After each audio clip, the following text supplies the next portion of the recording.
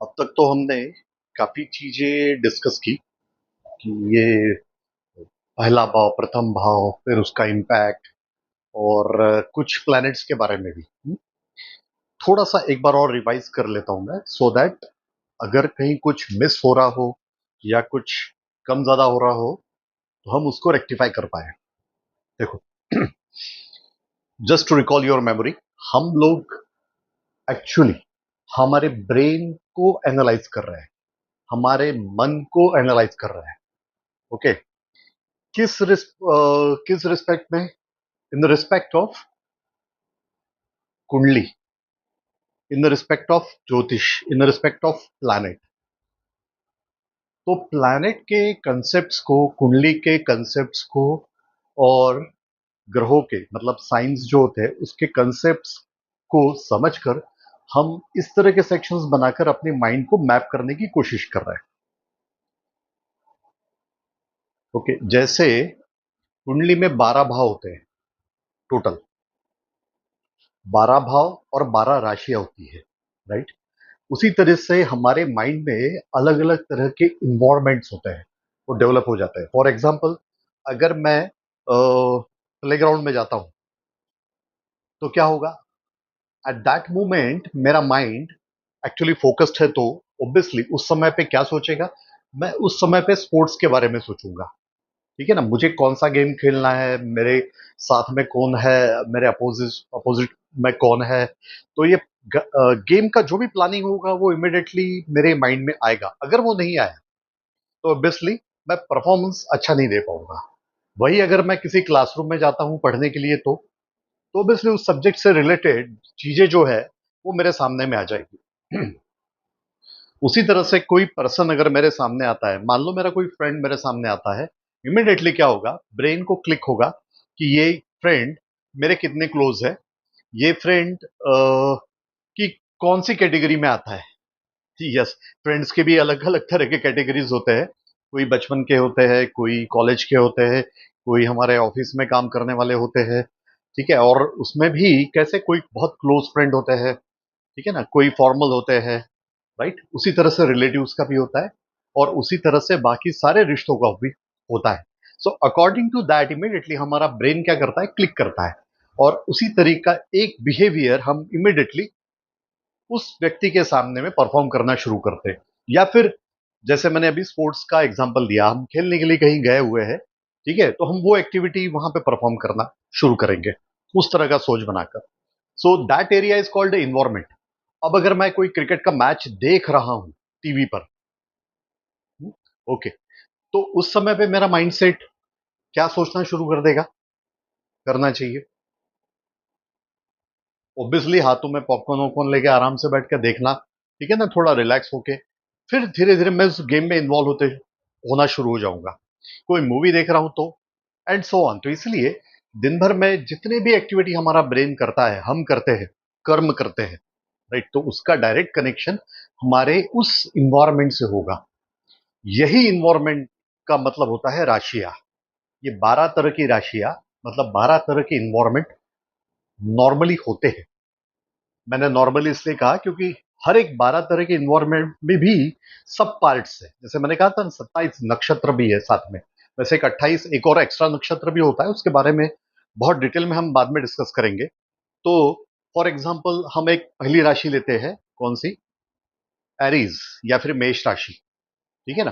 तो इसका इन्वायरमेंट किस तरह से होगा, उसका सिंबल एक दिया हुआ है, ठीक है ना, एक वो एनिमल होता है, ठीक है ना, वो एक सिंबल है उसका। तो इसका मतलब क्या हुआ कि ये उस तरह की इन्वायरमेंट में, मेष राशि से रिलेटेड इन्वायरमेंट में, अब आपका जो भी प्लानट है आपको चेक करना है, और मून कहाँ है वो चेक करना है। इनफैक्ट मून कौन से इन्वायरमेंट में है वो आप सबसे पहले चेक करो, तो हमें एक आइडिया आना शुरू हो जाएगा कि इस पर्सन की पर्सनैलिटी किस तरह से है, ये कैसे मैप करता है।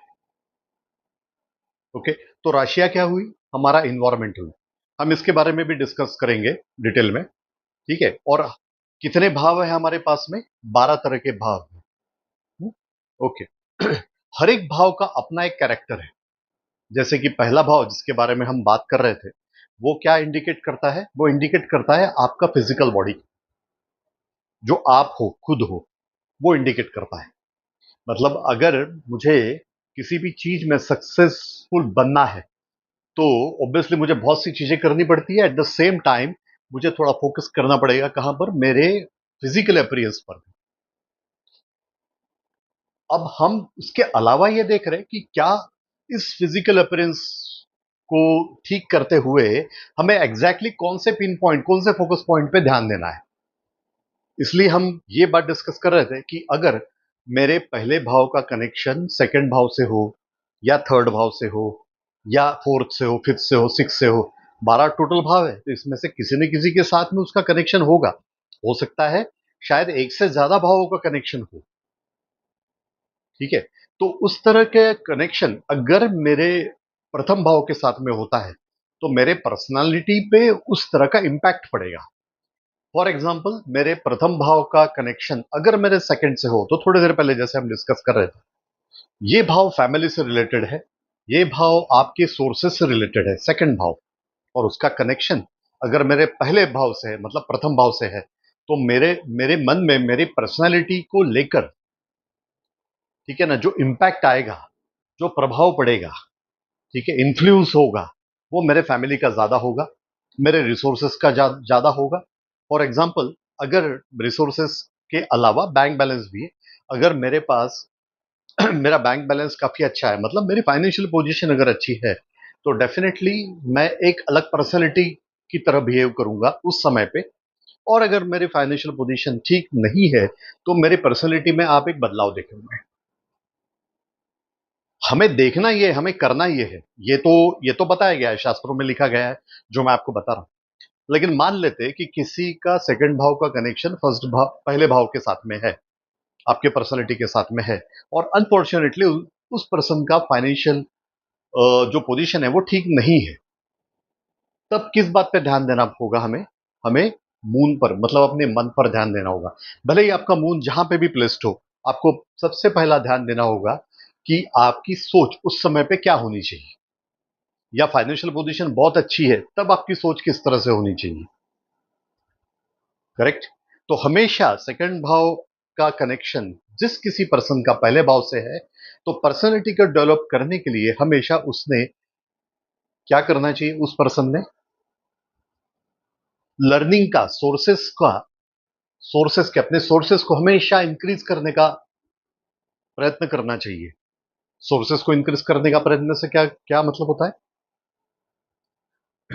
मुझे हमेशा अपॉर्चुनिटी तलाशनी चाहिए, अगर मेरी फाइनेंशियल पोजीशन अच्छी है तब भी, नहीं है तब भी। ये मुझे हमेशा अपने आप को इस तरह के वर्किंग में रखना, मेरा सेकंड भाव का निगेटिव इंपैक्ट अगर होता है, मेरे पहले भाव पे कनेक्शन अगर हो साथ में, तो मुझे हेल्पफुल होगा। ठीक है।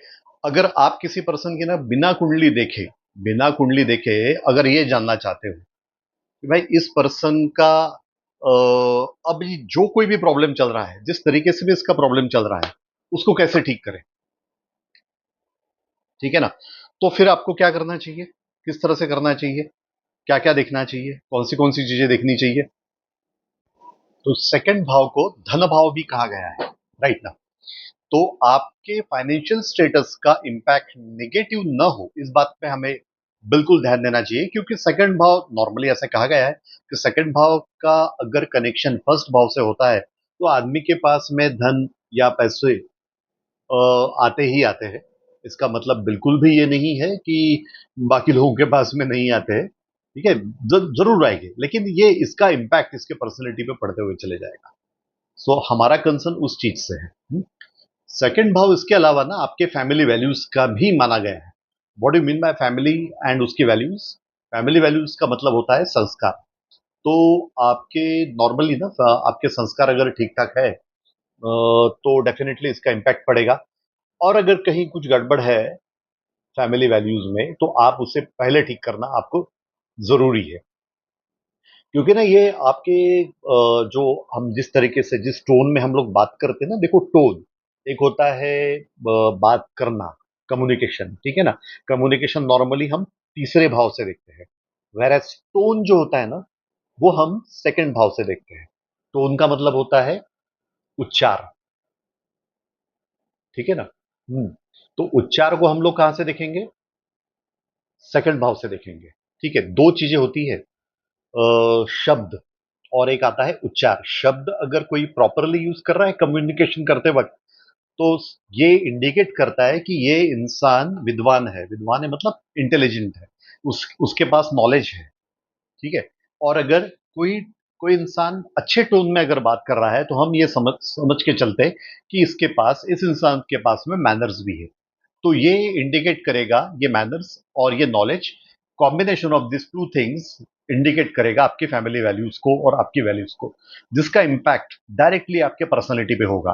तो क्या जिसका सेकंड हाउस का कनेक्शन फर्स्ट हाउस से नहीं है, क्या उनके ऊपर ये इम्पैक्ट नहीं होगा? बिल्कुल होगा।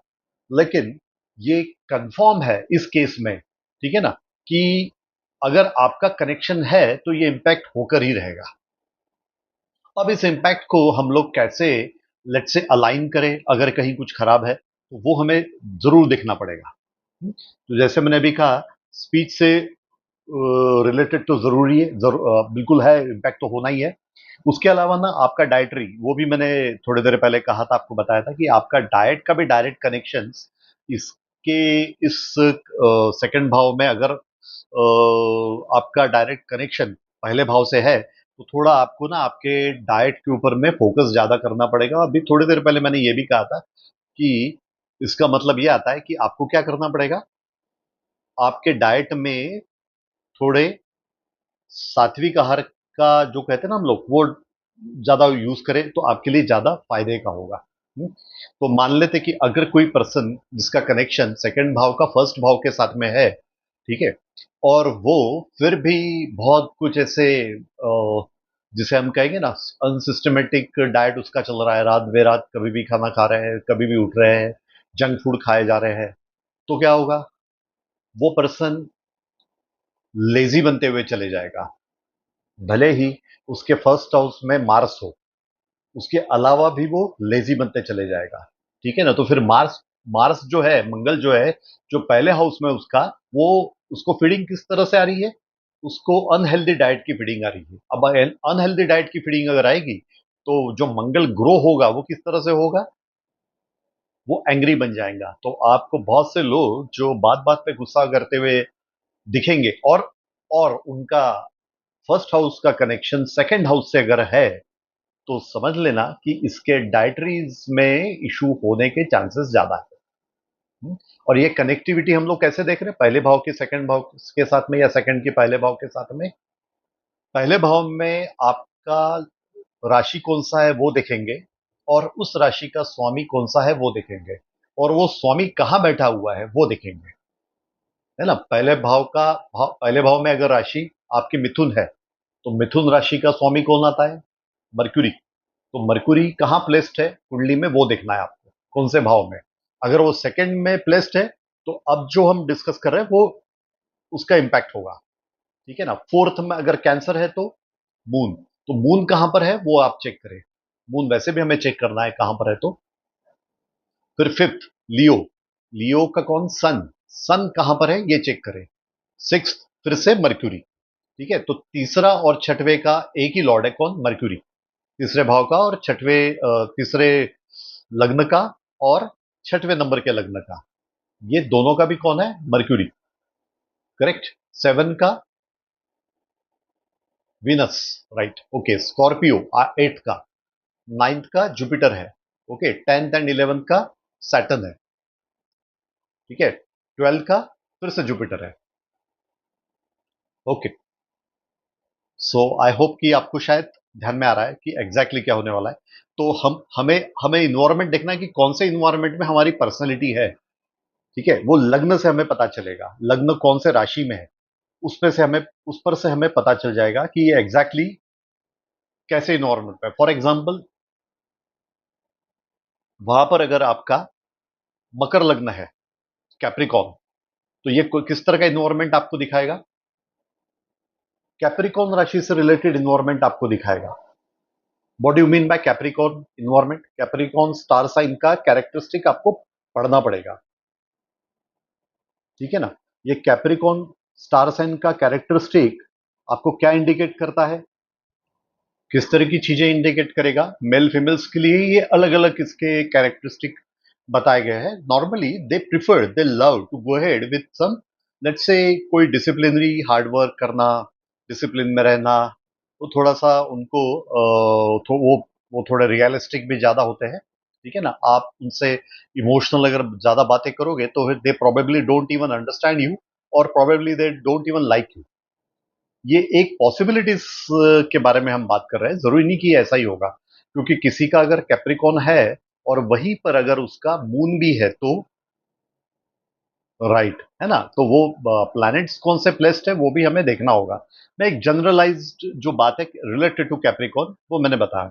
उसी तरह के हर एक इसका साइन का अपना अपना एक कैरेक्टरिस्टिक है. ठीक है? अगर आपको चाहिए तो हम डेफिनेटली हर एक कैरेक्टरिस्टिक के बारे में, क्योंकि मेल का एक अलग कैरेक्टरिस्टिक आता है, कैप्रिकॉन मेल का एक कैरेक्टरिस्टिक जो डिफाइंड है वो अलग है, और कैप्रिकॉन फीमेल का एक अलग कैरेक्टरिस्टिक डिफाइंड होगा. यस.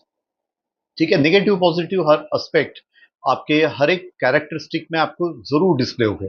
हमें हमेशा करना यह है कि आपके नेगेटिव को समझना है. ठीक है? और उसे ठीक करना है, और कैसे ठीक करना वो जानना है, और पॉजिटिव को हमें इनहेंस करना है, बढ़ाना है. ठीक है? राइट. ओके. अब अगर किसी का थर्ड हाउस का कनेक्शन अगर फर्स्ट हाउस से हो जाए, ओके, तो थर्ड हाउस ना नॉर्मली माना गया है कम्युनिकेशन के लिए, जो इसके बारे में अभी हम बात कर रहे थे, जो स्पीच टोन, जिसके बारे में स्पीच और टोन के बारे में बात कर रहे थे ना हम लोग थोड़ी देर पहले, वो सेकंड हाउस के लिए है. और कम्युनिकेशन किस बात से हम लोग चेक करेंगे? कम्युनिकेशन हम लोग चेक करेंगे कहां से? तो थर्ड हाउस से. ये कम्युनिकेशन आपका राइटिंग वाला भी हो सकता है या वर्बल भी हो सकता है. ठीक है ना? तो इस पर्सन के पर्सनालिटी पे इंपैक्ट कम्युनिकेशन का जरूर पड़ेगा. मतलब कैसे? मतलब ये कि अगर ये इंसान आप अपनी खुद की पर्सनालिटी को ठीक करना चाहता है तो इसने अपने कम्युनिकेशन पे सबसे ज्यादा ध्यान देने की जरूरत होती है. ठीक है? अगर इसका कम्युनिकेशन अच्छा भी है तब भी ये ज्यादा ध्यान दे. This is what I suggest. वैसे हम सभी को अपनी कम्युनिकेशन पे ध्यान देने की जरूरत है, नो डाउट अबाउट इट, लेकिन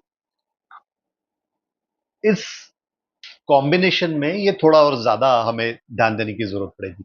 क्योंकि हमें क्या होता है कि इनसे इनके लाइफ में आए हुए प्रॉब्लम को रिजॉल्व करने के लिए हम ये सारी चीजें देख रहे हैं. There is a high possibility कि इस पर्सन के लाइफ में अगर रिलेशनशिप प्रॉब्लम है, अगर फाइनेंस रिलेटेड प्रॉब्लम है, so there is a high possibility कि ये शायद इनके कम्युनिकेशन की इशू की वजह से हो. और फिर कम्युनिकेशन का इशू अगर है सच में, तो इसको कैसे रिजॉल्व करें हम? देखो, कम्युनिकेशन एंड टोन ये दो बहुत इंपॉर्टेंट चीजें हैं. ठीक है? तो फिर कैसे करें? क्योंकि कम्युनिकेशन आता है आपके थॉट प्रोसेस से, तो फिर उस थॉट प्रोसेस को पहले ठीक करना पड़ेगा. कैसे इस चीज को ठीक करें? वैसे ये जो थर्ड तीसरा भाव है ना, ये शॉर्ट जर्नी का भी है. तो नॉर्मली मेरा सजेशन ये होता है कि जब भी आप कोई भी विचार करें या कोई भी कम्युनिकेशन करें उस समय पे, ठीक है, तो वो चलते हुए करें. मतलब अगर आप फोन पे किसी से बात करते हो तो उस समय पे आप क्या करें, एक जगह स्टेबल न रहे, आप थोड़ा सा मोमेंटम में रहे. मोमेंटम में होते हुए आप कम्युनिकेट करें. अगर आपका तीसरे हाउस का कनेक्शन आपके फर्स्ट हाउस से है तो. लेकिन जैसे मैंने कहा था फ्रेंड्स, किसी भी चीज को ना एक थंब रूल मानकर प्लीज मत चले. ठीक है? क्योंकि होता क्या है, हम जब भी एस्ट्रोलॉजी या ज्योतिष की बात करते हैं ना, तो वी हमारा फोकस नॉर्मली ना थंब रूल्स पे चले जाता है. मतलब कैप्रिकॉन, जैसे मैंने अभी मैं जैसे कह ही रहा था, हार्ड वर्किंग है, एम्बिशंस है. ठीक है? तो हम क्या करेंगे, इसके बाद में जब भी किसी कैप्रिकॉन साइन के पर्सन को देखेंगे, जिसका लग्न कैप्रिकॉन है, उसे अगर हम देखेंगे, हम समझेंगे कि ये हार्ड वर्किंग है, ये एम्बिशंस है, वगैरह वगैरह. ये ऐसा माइंड हम बता लेते हैं. मैं थोड़ा सा इन चीजों के बहुत, मैं अगेंस्ट हूं इन चीजों के. ये एक जनरलाइज्ड है, ये एज ए टूल करके हम लोग यूज कर रहे हैं. ठीक है ना? कैप्रिकॉन अगर कोई किसी का लग्न है और वो इंसान अगर आपको लेजी दिखाई दे, तो इसका क्या मतलब होगा? इसका मतलब ये होगा कि उसे लाइफ में अब सक्सेस मिलाने के लिए सबसे पहले जो काम करना पड़ेगा अपने लेजीनेस पे करना पड़ेगा। ओके, अगर मेष लग्न का इंसान है और वो अनसक्सेसफुल कहीं आपको दिखाई दे रहा है, तो उसे किस चीज पे पहले काम करने की जरूरत है? अपने फोकस पर।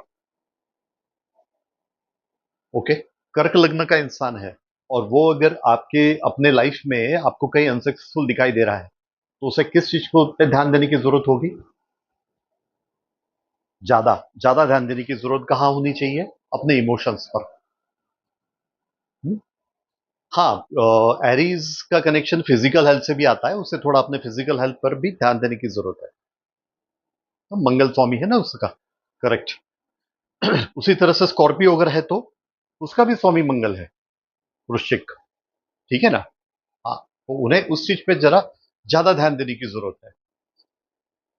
वृषभ है तो सक्सेसफुल बनने के लिए कौन से पॉइंट पे ज्यादा फोकस करने की जरूरत पड़ेगी?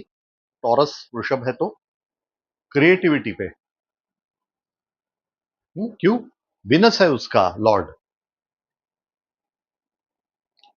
थर्ड जेमिनी अगर है तो अपना इंटेलेक्चुअल लेवल बढ़ाना पड़ेगा।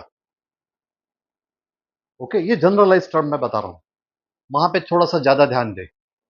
ओके, थर्ड एंड सिक्स्थ कन्या भी है तो ठीक है, सेकंड एंड सेवंथ मतलब टॉरस या तुला है तो। ओके, फोर्थ है तो इमोशन हेल्थ पे ज्यादा ध्यान दे। फिफ्थ है सिंह लग्न है तो एडमिनिस्ट्रेशन पे ज्यादा ध्यान दे, मैनेजमेंट पे ज्यादा ध्यान दे, डिसिप्लिन पे ज्यादा ध्यान दे। ओके, एट्थ है तो फिजिकल हेल्थ पे ज्यादा ध्यान दे। नाइन्थ है तो जुपिटर है इसका, नाइन्थ एंड ट्वेल्थ का मतलब धनु एंड स्पाइसेस का। ठीक है, इन्होंने किस चीज पे ध्यान देना चाहिए? अपना नॉलेज बढ़ाने पे ध्यान देना चाहिए। हम्म? जैसे कि थर्ड एंड सिक्स, ये कौन कौन से है? जेमिनी एंड सिक्स है कन्या, वेरी गुड। ठीक है, इन्होंने अपने स्किल्स को डेवलप करने पे ध्यान देना चाहिए।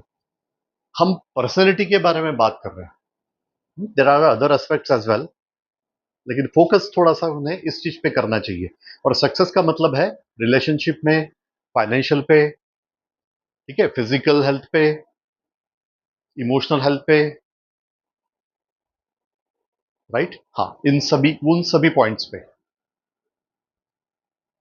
ठीक है, और अगर 10 एंड 11 है तो कैप्रिकॉन एंड दूसरा कौन सा है? कुंभ, एक्वेरियस।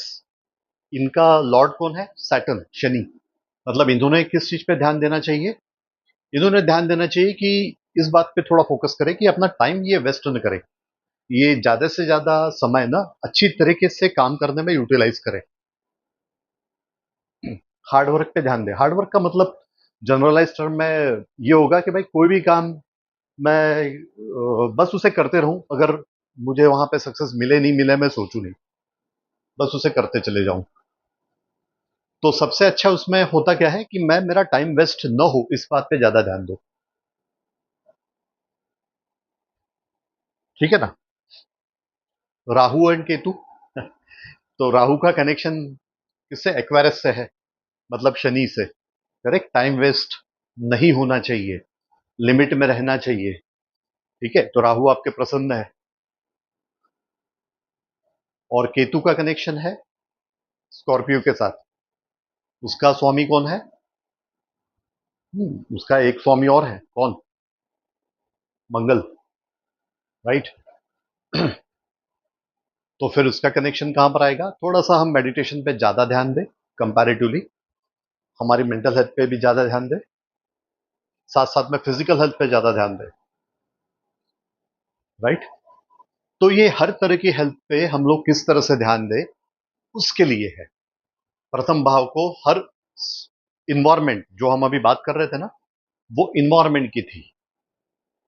ठीक है ना। लेकिन ये भाव का कनेक्शन अगर हो डायरेक्टली तो ये किस तरह से काम करेगा? जैसे अभी हमने कहा कि तीसरे भाव का अगर मैपिंग आपका सेकंड फर्स्ट भाव के साथ हुआ है, मतलब थर्ड एंड फर्स्ट ये कनेक्शन आपस में होते हैं, तो कम्युनिकेशन की तरफ आपको ज्यादा ध्यान देने की जरूरत है। ये थोड़ा सा ना आपको कोई छोटे जर्नी आपके होते हैं ना, शॉर्ट जर्नीज, ये उसका भी इंडिकेटर होता है, तीसरा भाव। इन शॉर्ट ना, ये थोड़ा हार्डवर्क का भी होता है। हार्डवर्क का मतलब ऑब्स्टिकल्स का भी होता है। तो कई लोग ये समझते हैं कि जिंदगी में अगर ऑब्स्टिकल आते हैं ना, तो ये पर्सन अनलकी है। तो इसलिए बहुत से लोग तीसरे भाव को ना थोड़ा सा ठीक भी नहीं समझते एस्ट्रोलॉजी में।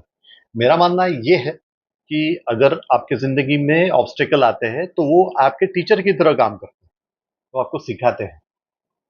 तो मेरे एंगल से तो ये आपके लर्निंग का भी एक भाव है, जो प्रॉब्लम सामने में लाकर उसे कैसे रिजॉल्व करे ये सिखाते हैं।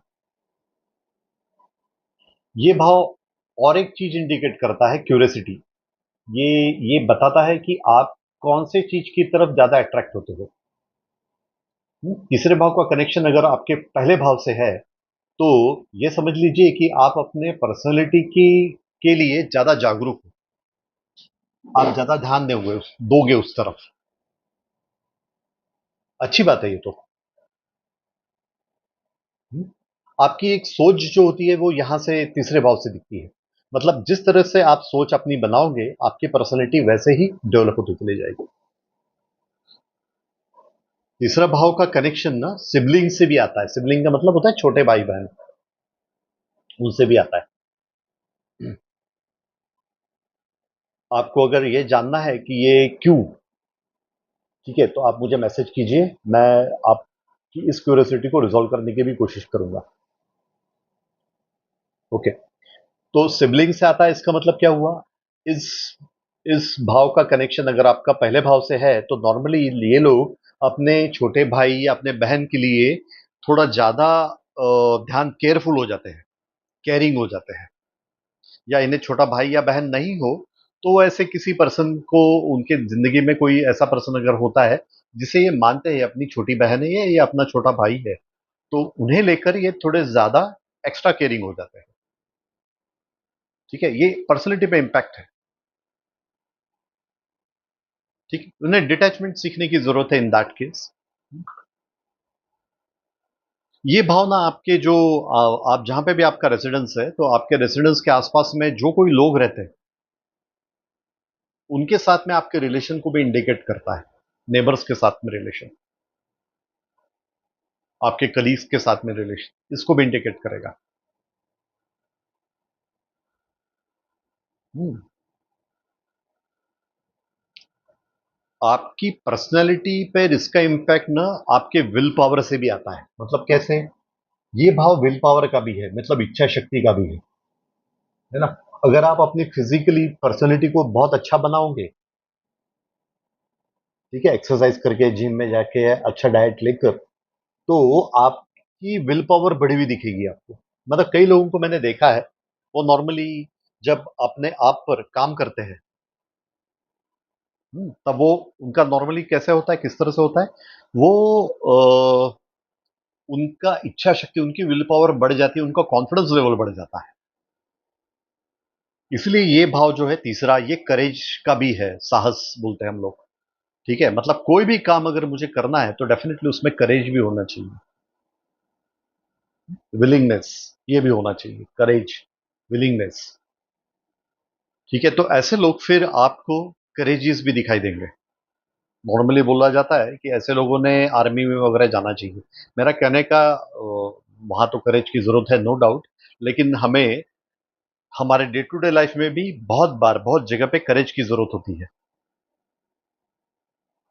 करेक्ट। यस।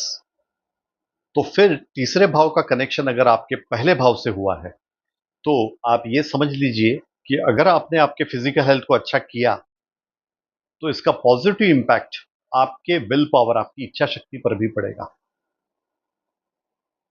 राइट।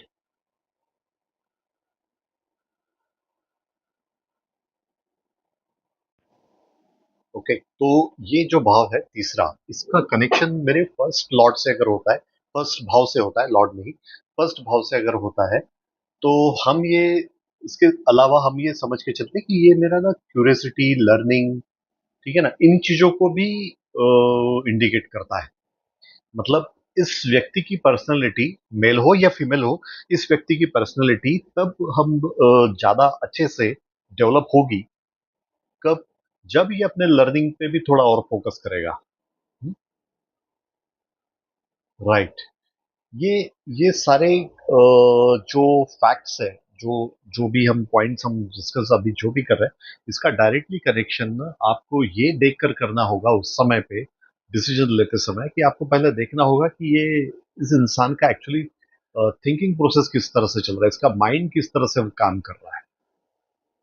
ये देखकर हमें ये जजमेंट लेना पड़ेगा उस समय पे कि ये पर्टिकुलरली अब फिलहाल इसे कौन सी प्रॉब्लम हो रही है, तो क्या इसके प्रॉब्लम के लिए ये तीसरा हाउस, अगर इसका रिलेशन पहले हाउस से डायरेक्टली है, राइट, तो ये अपने कौन से ऐसे गुणों पे ज्यादा ध्यान दे, फोकस करे, उसे डेवलप करे। क्योंकि नॉर्मली होता क्या है कि हम प्रॉब्लम में कब आते हैं पता है? हम प्रॉब्लम में तब आते हैं जब हम हमारे एक तो बिहेवियर में या फिर हमारे किसी प्रोसेस में, ठीक है, हम कुछ ना कुछ गलती जरूर कर देते हैं, नोइंगली या अननोइंगली। तो तब हम प्रॉब्लम में आते हैं। तो इसका मतलब हम ये मान के चलते हैं कि हमें कोई प्लानिटरी पोजीशन या कोई प्लैनेट हम पे बुरा प्रभाव डाल रहा है, निगेटिवली काम कर रहा है, तो हम नॉर्मली ये कहते हैं कि निगेटिव एनर्जी हम पर एक्ट हो रही है, हावी हो रही है, उस समय पे हमारे सारे काम बिगड़ने शुरू हो जाते हैं। तो फिर हम उसे किस्मत का भी नाम दे देते हैं उस समय पे।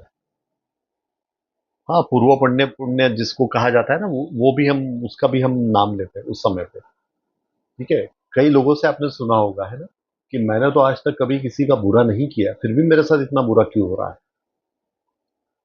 इट इज नॉट बुरा और अच्छा। जब हमें लगता है कि हमारे साथ बुरा हो रहा है, उस समय पे पॉसिबली ये हमारा लर्निंग का फेज हो। आप थोड़ा सा ठीक से सोच के देखें, ये हमारा लर्निंग का फेज हो सकता है, most of the time it is true. और इस लर्निंग के फेज में हम, जब डिस्कम्फर्ट हम पे आता है, तो हमें लगता है कि something is wrong with us, हमारे प्लानिटरी पोजीशन का कुछ गड़बड़ है। बराबर है। हमने बर्थ कहाँ लिया ये हमारे कंट्रोल में नहीं है, हमारी डेथ कब होगी ये हमारे कंट्रोल में नहीं है। तो फिर हमारे कंट्रोल में होता क्या है, जो बीच का जो लाइफ स्पैन है, ठीक है, उसमें जो कर्म, मतलब जो काम हमें करने हैं ना, वो हमारे कंट्रोल में है। काम में वो भी एक आता है, कौन सी चीज? सोचना। हम किस तरह से सोचते हैं, वो भी हमारे कंट्रोल में है। राइट। ओके। अगर फोर्थ हाउस है हमारा, अब फोर्थ हाउस नॉर्मली माना जाता है किस बात के लिए? फोर्थ हाउस ना हमारे कंफर्ट जोन को माना जाता है। मतलब वहां से ये जो नॉर्मली देखा जाता है फोर्थ हाउस से, कि हम कौन सी ऐसी चीज है जिसे करके, जिसे देखकर हम कब ज्यादा कंफर्टेबल हो जाए। तो फोर्थ हाउस का कनेक्शन इन केस अगर आपके फर्स्ट हाउस से हो, ठीक है, तो ये सुख का भाव भी बोला जाता है। इसे सुख का मतलब मटेरियलिस्टिक सुख जिसको कहते हैं ना, वो सब सारी चीजें, मतलब लैंड, प्रॉपर्टी, व्हीकल्स, ये सारी चीजें, लग्जूरियस चीजें, इसको कहा जाता है। तो ये भाव अगर है आपके फर्स्ट हाउस से कनेक्टेड, तो आपकी पर्सनैलिटी या आपकी तरफ अट्रैक्ट ये सारे लग्जूरियस चीजें अपने आप होगी। तो बाकी बाकी लोगों के लिए क्या ये होगा? नहीं, बिल्कुल होगा। लेकिन यहां पर क्या होगा, इसका इस पर्सन पे इसका इंपैक्ट होगा ज्यादा। मतलब he is thinking about how big a house he is having. उसके अलावा ये सोचेगा कि इसके कंफर्ट में, इसके पास गाड़ी अच्छी हो तो ये ज्यादा खुश होगा। ठीक है ना। इन शॉर्ट स्टेबिलिटी की तरफ ज्यादा जाएगा। मतलब मटेरियलिस्टिक चीजें जितनी इसके पास ज्यादा होगी, ये मेंटली उतना ज्यादा स्टेबल होते चले जाएगा। ये नॉर्मली हर एक पर्सन के साथ में ऐसा होता है। लेकिन इस भाव का कनेक्शन अगर आपका पहले भाव के साथ है, तो इसका डायरेक्टली कनेक्शन आपके किसके साथ होगा? आपके फिजिकल अपीयरेंस के साथ, आपके ओवरऑल पर्सनैलिटी के साथ में होगा। मतलब अगर किसी का फोर्थ भाव का कनेक्शन फर्स्ट भाव से हुआ है और वो निगेटिवली काम कर रहा है, मतलब अच्छी तरीके से काम नहीं कर रहा, अब ये अच्छे तरीके से काम क्यों नहीं कर रहा है? तो इस बात के लिए ना बहुत सारे अदर प्लैनेटरी पोजीशंस को भी देखना होगा, एस्ट्रोलॉजिकली अगर मैं कहूँ तो। और अगर आप मुझे साइकोलॉजिकली पूछे, तो मैं ये कहूंगा कि फोर्थ भाव फर्स्ट भाव के साथ में कनेक्टेड है और वो नेगेटिवली काम कर रहा है, इसका मतलब ये होगा कि आप शायद ये समझ नहीं पा रहे हो कि सच में जो सुख होता है, जिससे हम लोग हैप्पीनेस कहते हैं, इंटरनल हैप्पीनेस, वो क्या है।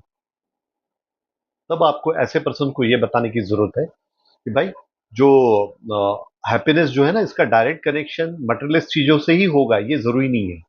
हैप्पीनेस आपको छोटी छोटी चीजों में मिल सकता है। राइट। हाँ, किसी को आप एक छोटा सा बिस्किट का पैकेट लेके दे दो जिसको जरूरत है, ठीक है, वहां पर भी आपको एक हैप्पीनेस मिलेगा। देने वाला भाव अगर आप रखते हो ना, यस, तो वो आपको हैप्पीनेस देता है कि कोई चीज को देने से आपको हैप्पीनेस ज्यादा मिल सकता है। इसलिए इस भाव को माता का भाव भी कहा जाता है, चौथे भाव को, फोर्थ भाव को।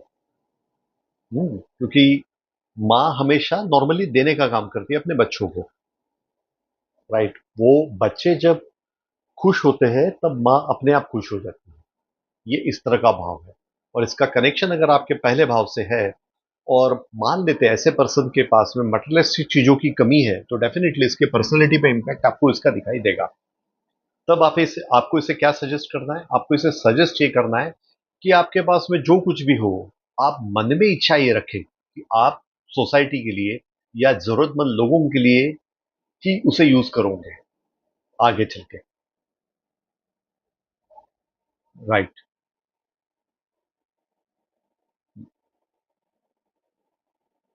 इस भाव का ना कनेक्शन आपके लर्निंग से भी है, बिल्कुल है। और आपके एजुकेशन से भी है, बिल्कुल है। ठीक है ना? बिल्कुल है। राइट।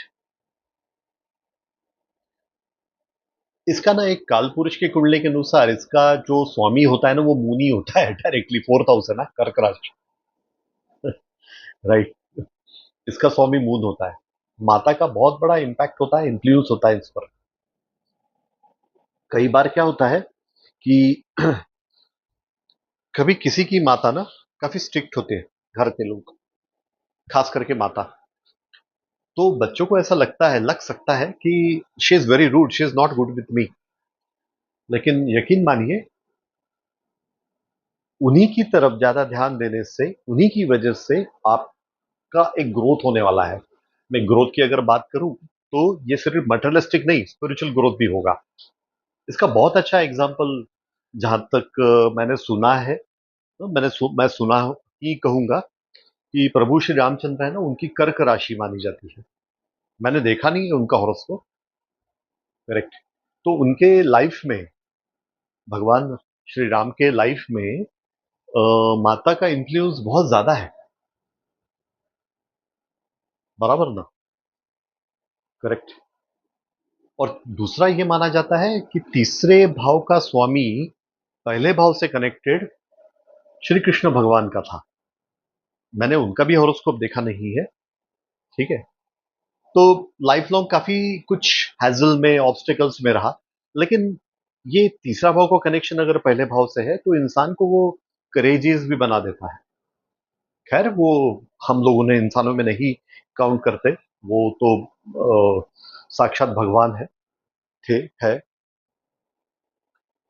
ठीक है। मेरा बताने का जो अर्थ है वो ये है कि चौथे भाव का कनेक्शन अगर आपके पहले भाव से होता है, तो ऐसे व्यक्ति का नॉर्मली अपने माता के लिए काफी कुछ अफेक्शन होता है। ठीक है। उनका अंडरस्टैंडिंग अबाउट हिज और her mother is out of the way भी होता है कई बार।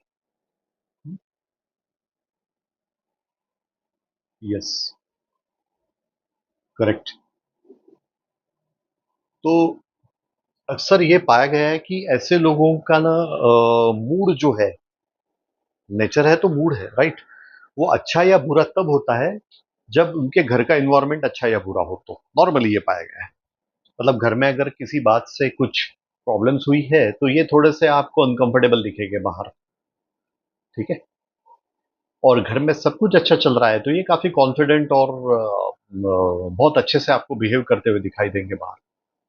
इतना इम्पैक्ट फोर्थ हाउस का होता है। तो आप अगर देखें कि कोई पर्सन आपसे कंसल्ट करता है, और आप आपको लगता है कि इससे कुछ आपको गाइडेंस देना है इसके करियर के लिए या इसके फाइनेंशियल पोजीशंस के लिए या इसके रिलेशनशिप के लिए, ठीक है, तब आप थोड़ा सा इससे बात करके हुए ये जानने की कोशिश करें उस समय पे, ठीक है, कि इसके घर का एटमॉस्फेयर कैसा है।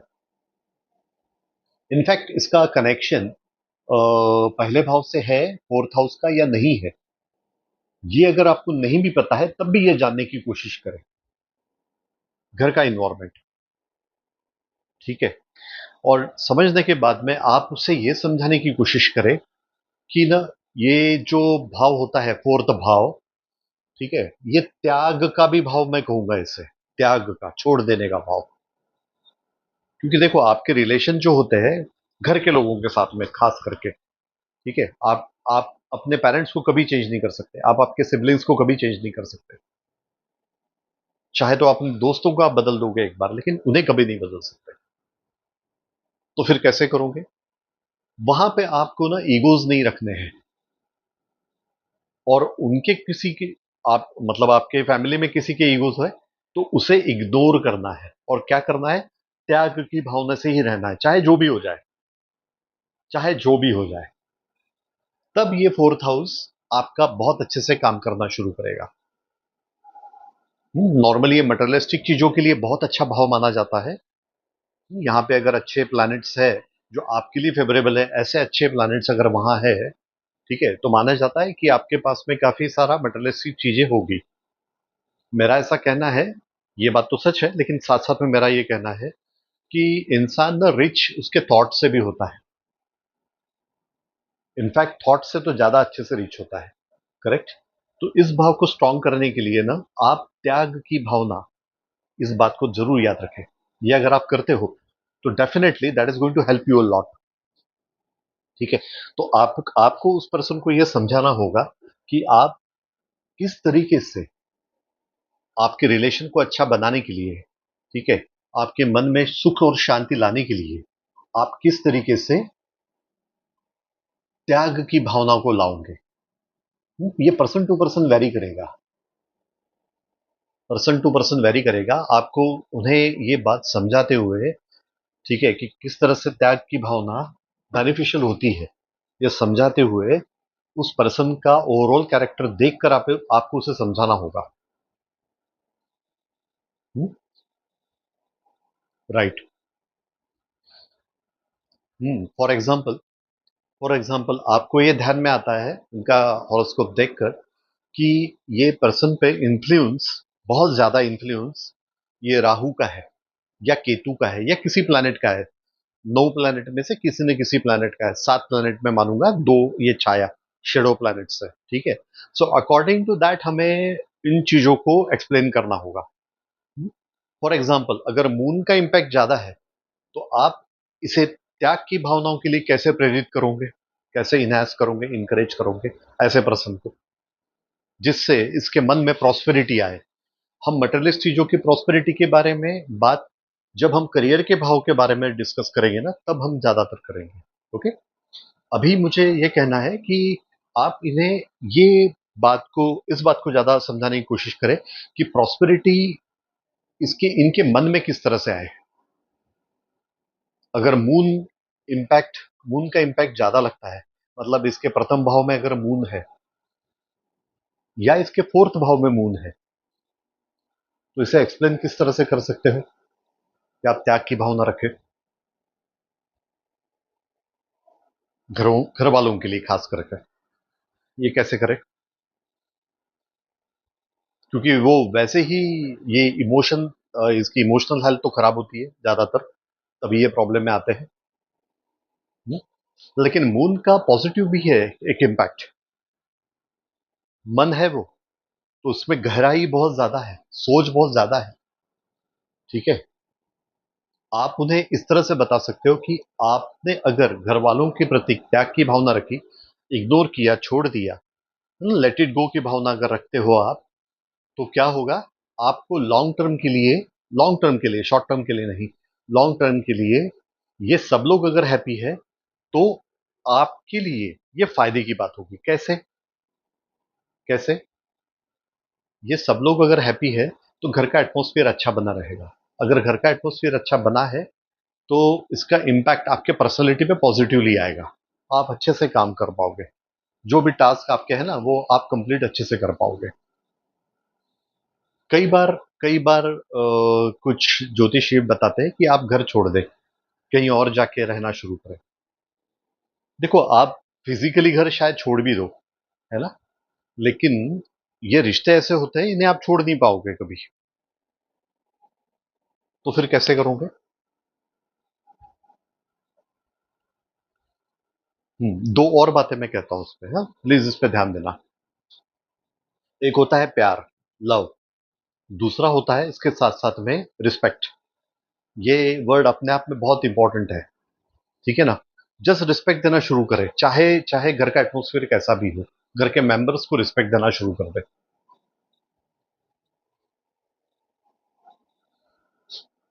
हम्म अगर केतु है तो, केतु इंपैक्टेड है तो आप, जो कोई आपके घर के मेंबर्स है ना, उनकी अच्छाई देखना शुरू करें और वो उन्हें बताना शुरू करें साथ साथ में। करेक्ट।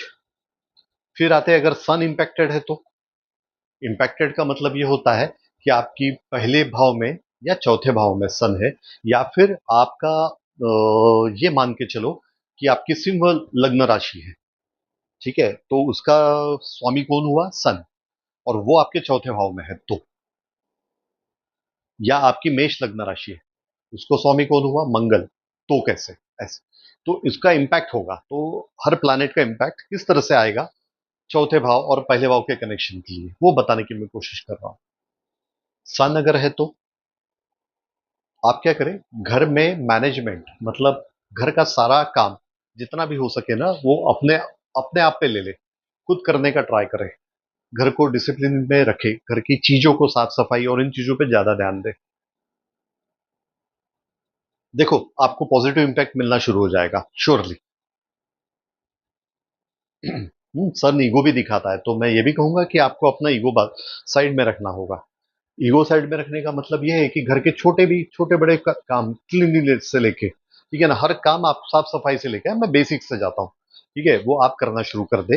अगर आपका चौथे घर का इम्पैक्ट, चौथे भाव का इम्पैक्ट पहले भाव से है तो, ठीक है। फिर प्लैनेट देखते हैं मर्क्यूरी। अगर मर्क्यूरी इंपैक्टेड है तो, बुध ग्रह, ठीक है, तो आप क्या करें, आप जरूर जरूर जरूर अपने घर के हर एक मेंबर से एक अच्छा कम्युनिकेशन करें। चाहे हो सकता है शुरुआत के दिनों में वो इग्नोर कर दे या देखे नहीं, फिर भी आप टू बी कंटिन्यू रहे, जरूर इसका परिणाम होगा। ठीक है। ओके।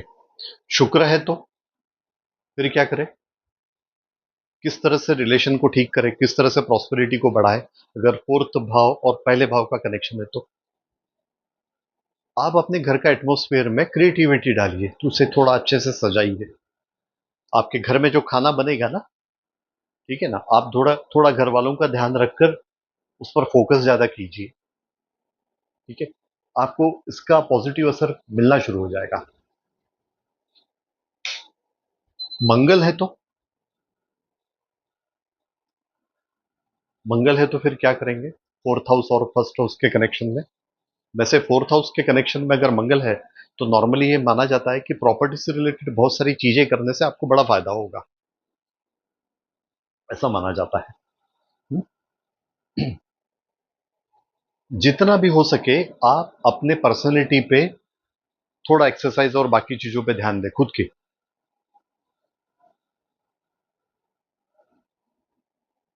ओके। हाँ, और अगर घर में कोई भी मेंबर ज्यादा गुस्से में आपको दिखता है कम्युनिकेशन के दौरान, ठीक है, तो आप लॉजिकली बात करने की कोशिश करें, तभी नहीं, उसी समय पे नहीं, किसी और समय पे। So always go logical, technically technically logically discussion करने की कोशिश करें। अगर मंगल का इंपैक्ट है तो फोर्थ एंड वन, इन दोनों के कनेक्शन में मैं कहना है मेरा। ओके। अब आते हैं शनि महाराज है तो, तब तो आप घर में ना बिल्कुल, मैं कुछ कहने जा रहा हूँ, इसको इधर वे मत लेना, बिल्कुल एक सर्वेंट की तरह काम करें। बिल्कुल एकदम सेवा भाव से काम करें, बहुत ज्यादा। देखना उसका पॉजिटिव इम्पैक्ट आपके मन पर भी होगा, आपके करियर पे होगा, आपके फाइनेंशियल पोजीशन पे होगा, रिलेशन पे होगा, घर का एटमॉस्फेयर भी अच्छा हो जाएगा। ओके। राहु है तो राहु का कनेक्टिविटी दोनों में है तो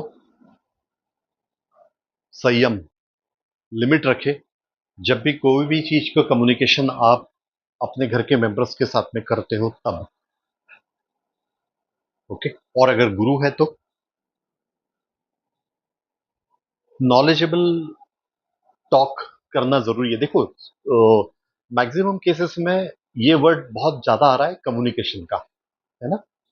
तो क्योंकि देखो, रिलेशनशिप मुझे इंप्रूव करना है खुद के साथ में और खुद के घर के मेंबर्स के साथ में, तो मुझे ये करना पड़ेगा। और इसका डायरेक्ट इम्पैक्ट मेरे फाइनेंशियल पोजीशन पे जरूर जरूर और जरूर होगा। तो आपको पहले कम्युनिकेशन के लिए आपको पहले कम्युनिकेशन स्किल को सीखना होगा।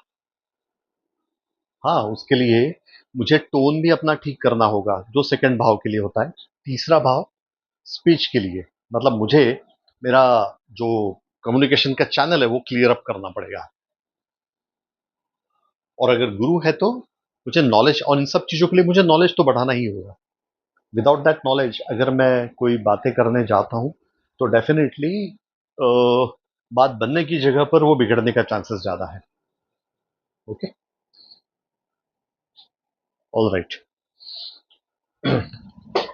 अगर पांचवें भाव का कनेक्शन हो तो पांचवा भाव बड़ा ऑस्पेशियस माना गया है। इसको पूर्व पूर्व पुण्य भाव ऐसा भी कहा जाता है।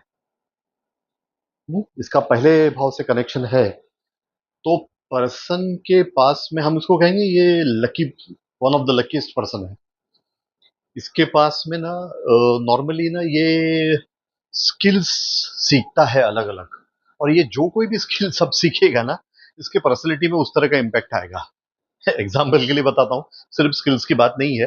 अगर ये पर्सन मान लेते कोई पर्टिकुलर प्रोफेशन में है, मान लो ये टीचर है, तो घर पे आकर भी ना ये टीचरों की तरह ही बात करना शुरू कर देगा।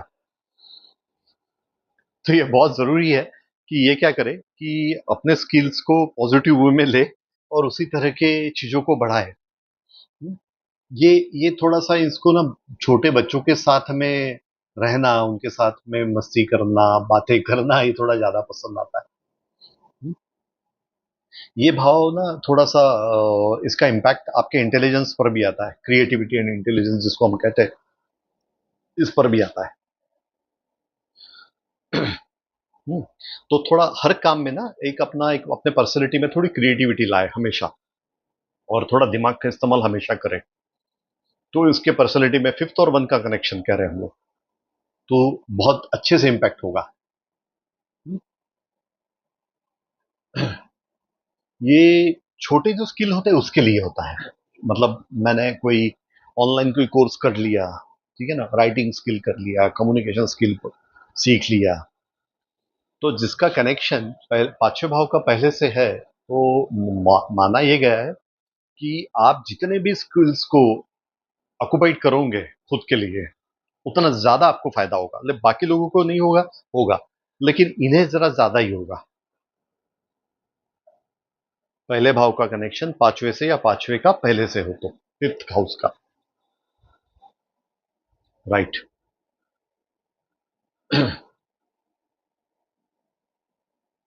ओके। सिक्स्थ का हो तो अगर, ये भाव ना सर्विस का भाव भी माना जाता है। छठवें भाव का कनेक्शन अगर आपका सर्विस का हो, सर्विस का मतलब ये नहीं होता है जॉब सिर्फ। कई लोग इसको जॉब का भाव भी कहते हैं। फाइन, दैट इज फाइन, छठवें भाव को, है ना? लेकिन ये सिर्फ जॉब से मतलब होता है मैं डेली रूटीन वाली मेरी एक्टिविटी जो होती है ना, उससे करूंगा। मतलब कोई पर्सन अगर बिजनेस करता है और उसका कनेक्शन पहले पहले भाव का छठे भाव से है, तो हम उसको नॉर्मली सजेस्ट करते समय लोग कह देते हैं अरे तुम तो जॉब ही करो, तुम्हारे लिए वही अच्छा है। लेकिन इन दैट सिनारियो आप उसे ये कह सकते हो, आप जो भी बिजनेस भी करते हो ना, आप उसे जॉब की तरह करें। I am my own boss, fine, but at the same time you are a servant of lots of client, number of clients, क्योंकि आप बिजनेस कर रहे हो। करेक्ट। तो आप में सेवा भाव होना चाहिए। जितना ज्यादा सेवा भाव आप में होगा, ठीक है ना, उतनी ज्यादा पर्सनैलिटी आपकी अच्छे से डेवलप होगी।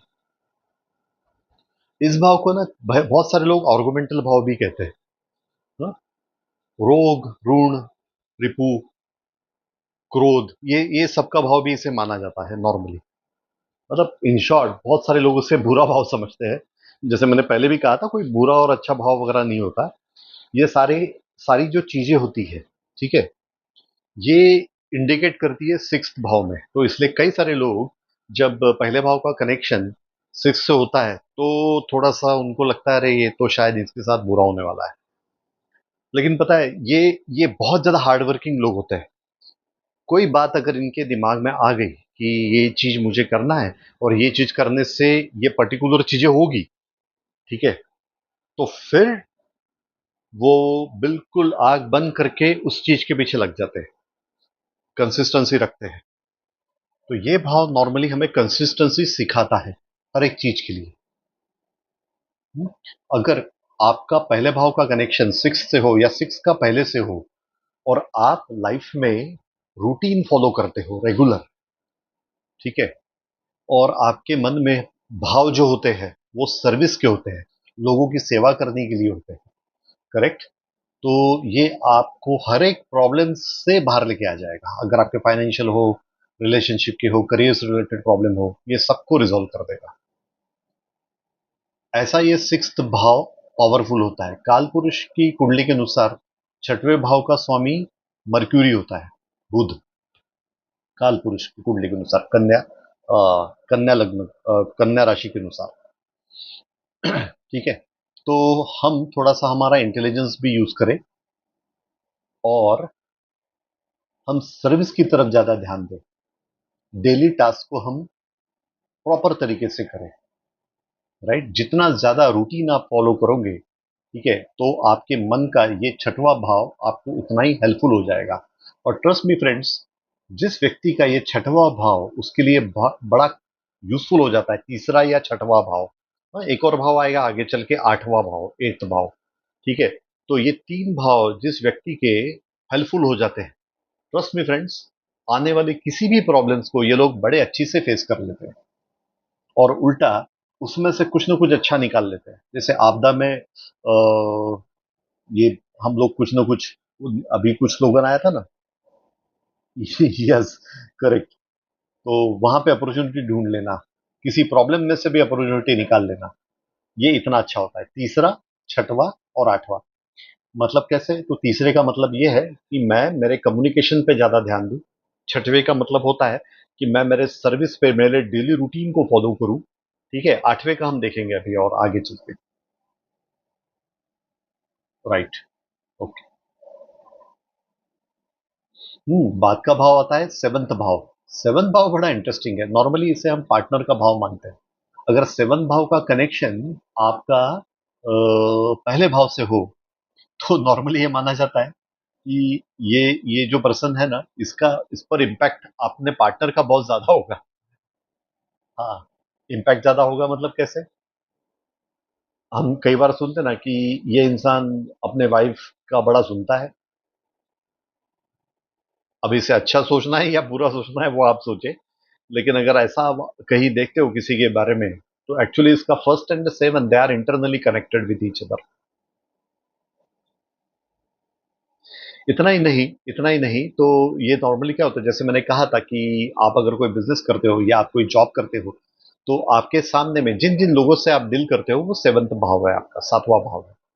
ठीक है ना? तो इन लोगों को बहुत अच्छे से पता होता है कि आप सामने वाले पर्सन के साथ में किस तरह से डील किया जाना चाहिए, तो वो उस तरीके से उसके साथ में डील करते हैं। अगर ये निगेटिवली इंपैक्टेड है, तो ऑब्वियसली इन्हें क्या होगा, किसी से भी कम्युनिकेशन करते वक्त, कोई भी व्यवहार करते वक्त, ठीक है, इन्हें प्रॉब्लम्स होगी। ठीक है। तो फिर क्या करें, किस तरीके से इसे रिजॉल्व करें अगर ऐसा होता है तो? जैसे छठवें भाव के लिए हम क्या कर रहे थे, डेली रूटीन को ठीक कर ले अपने। पांचवें भाव के लिए हम क्या कर रहे थे कि इस तरह की पॉजिटिव जो आपको करियर में यूजफुल हो वो स्किल आप ले, ठीक है ना। और उसी तरह के कोई बुक्स भी आपको पढ़ना है या बाकी भी चीजें करना है तो वो आप करें। फोर्थ के लिए हम क्या क्या कर रहे थे कि त्याग की भावना रखें। थर्ड के लिए हमारा क्या कहना था, कम्युनिकेशन को स्ट्रांग करें। सेकंड के लिए हमारा क्या कहना था कि आपके सोर्सेस को पॉजिटिव कर ले। और फर्स्ट का फर्स्ट पे रहा तो फिर नॉर्मली आप अपने फिजिकल एग्जिस्टेंस पे, प्रॉपर्टी पे, फिजिकल जो आपकी प्रॉपर्टीज है उस पर ज्यादा ध्यान दें, मतलब थोड़ा सा जिम वगैरह ज्यादा जाए, उस पर ज्यादा ध्यान दें। तो उस तरह से सेवेंथ अगर है तो इसका मतलब क्या होगा, इसको पॉजिटिवली लेना है तो आपको हमेशा ना सुनना, सुन लिस्ट आप, you should be good listener. आपको बहुत अच्छा सुनने का काम, आपको बस, मैं आपको की पॉइंट बता रहा हूँ। सातवें भाव को मतलब आपके आपके क्लाइंट के साथ रिश्ते आपको अच्छे करने हैं, आपके स्पाउस के साथ रिश्ते अच्छे करने हैं, तो आप क्या करें, सुनने वाला आपका जो पोर्शन है ना उसको बढ़ा दें। ठीक है, तो नॉर्मली क्या होता है, आपके जो भी क्लाइंट होते हैं या आपके स्पाउस होते हैं उन्हें बहुत कुछ बताना होता है। आपके पास में वो पेशेंस होना चाहिए, जब वो कोई बात करे तो आप सिर्फ सुनने का काम करें। सुनने मतलब एक एक कान से सुन रहे हो दूसरे से निकाल दे रहे हो, वो नहीं, फोकस करके सुने। कितना भी देर, आधा घंटा, 1 घंटा, 2 घंटा, just give them a time. ठीक है, तो देखो आपके रिलेशन किस तरह से इंप्रूव होते हैं और इसका इम्पैक्ट डायरेक्टली आपके पर्सनैलिटी पे किस तरह से पॉजिटिव पड़ेगा। ठीक है, लिसनिंग के स्किल को बढ़ाना है आपको, लिसनिंग के सेवंथ भाव को अगर आपको अच्छा करना है तो। करेक्ट। बाकी अगर हम बात करने जाए ना तो किसी भी भाव के बारे में हम बहुत ज्यादा डिटेल में बात कर सकते हैं और जो ऑब्वियसली हम करेंगे, नो डाउट, है ना। अभी मैं कुछ की पॉइंट्स ही आपको बता रहा हूं पहले भाव से रिलेटेड। अब आते हैं आठवीं भाव की तरफ। नॉर्मली इस भाव को बहुत सारे ज्योतिष ये मानते हैं कि ये बड़ा सस्पिशियस भाव है। ठीक है, इसका अगर पहले भाव के साथ में कनेक्शन है तो सोचते कि ये जो पर्सन है ना काफी ज्यादा एग्रेसिव, इम्पल्सिव, ये इस तरह से हो सकता है। बिल्कुल निगेटिवली अगर काम करेगा तो इसी तरह से होगा। आठवां भाव, आठवां भाव का डायरेक्ट कनेक्शन स्कॉर्पियो से है, मंगल से है। स्कॉर्पियो का जो ओनर है वो मंगल है। और केतु से भी है डायरेक्टली। तो काफी सारी हिडन चीजें, सिक्रेटिव चीजें जो होती है नॉर्मली ना रॉ में या ऐसे संस्थाओं में जो काम करते हैं ना, सीबीआई में, सीआईडी में, तो नॉर्मली ये लोग ना इस तरफ पाए जाते हैं। एट भाव से उनका कनेक्शन ज्यादा होता है। इतना ही नहीं, जो आर एन डी वगैरह में होता है, रिसर्च एंड डेवलपमेंट्स खास करके, ठीक है, ये भाव उसको कनेक्ट करता है। इन शॉर्ट ये भाव ना काफी इन डेप्थ भाव है। इन डेप्थ का मतलब ये होता है, जब किसी इंसान को आप देखें और आपको ये ध्यान में आए कि ये पर्सन ना किसी भी बात को बड़ी गंभीरता से लेता है, मतलब बहुत इन डेप्थ इस बार उस चीज के बारे में सोचता है और फिर कोई डिसीजन लेता है। मैं अभी एक एग्जांपल आपको बताने जा रहा हूं। आई don't know whether that example is exactly suitable for this और नॉट, बट स्टिल ये मेरे माइंड में आ रहा है तो मैं आपको बताने की कोशिश करता हूँ। हम सब ने एम एस धोनी का नाम तो सुना है, महेंद्र सिंह धोनी, हमारा क्रिकेट टीम के कैप्टन। मुझे ऐसा लगता है, I don't know about his horoscope as well, मुझे ऐसा लगता है कि डिसीजन मेकिंग करते हुए ऑन द फील्ड ये काफी डेप्थ में प्लानिंग करके बहुत सोच समझ कर आते हैं। तो मुझे ऐसा लगता है कि इनका आठवें भाव का और पहले भाव का आपस में कनेक्शन है। अगर ये निगेटिवली काम करता ना तो ये काफी एग्रेसिव, काफी बोल्ड और इस तरह से ये बात करते, ये सबको डांटते रहते। लेकिन हम इस इन्हें कूल कैप्टन करके जानते हैं। तो ये एक पॉजिटिवली इम्पैक्ट अगर है तो पर्सन इस तरह का बनता है।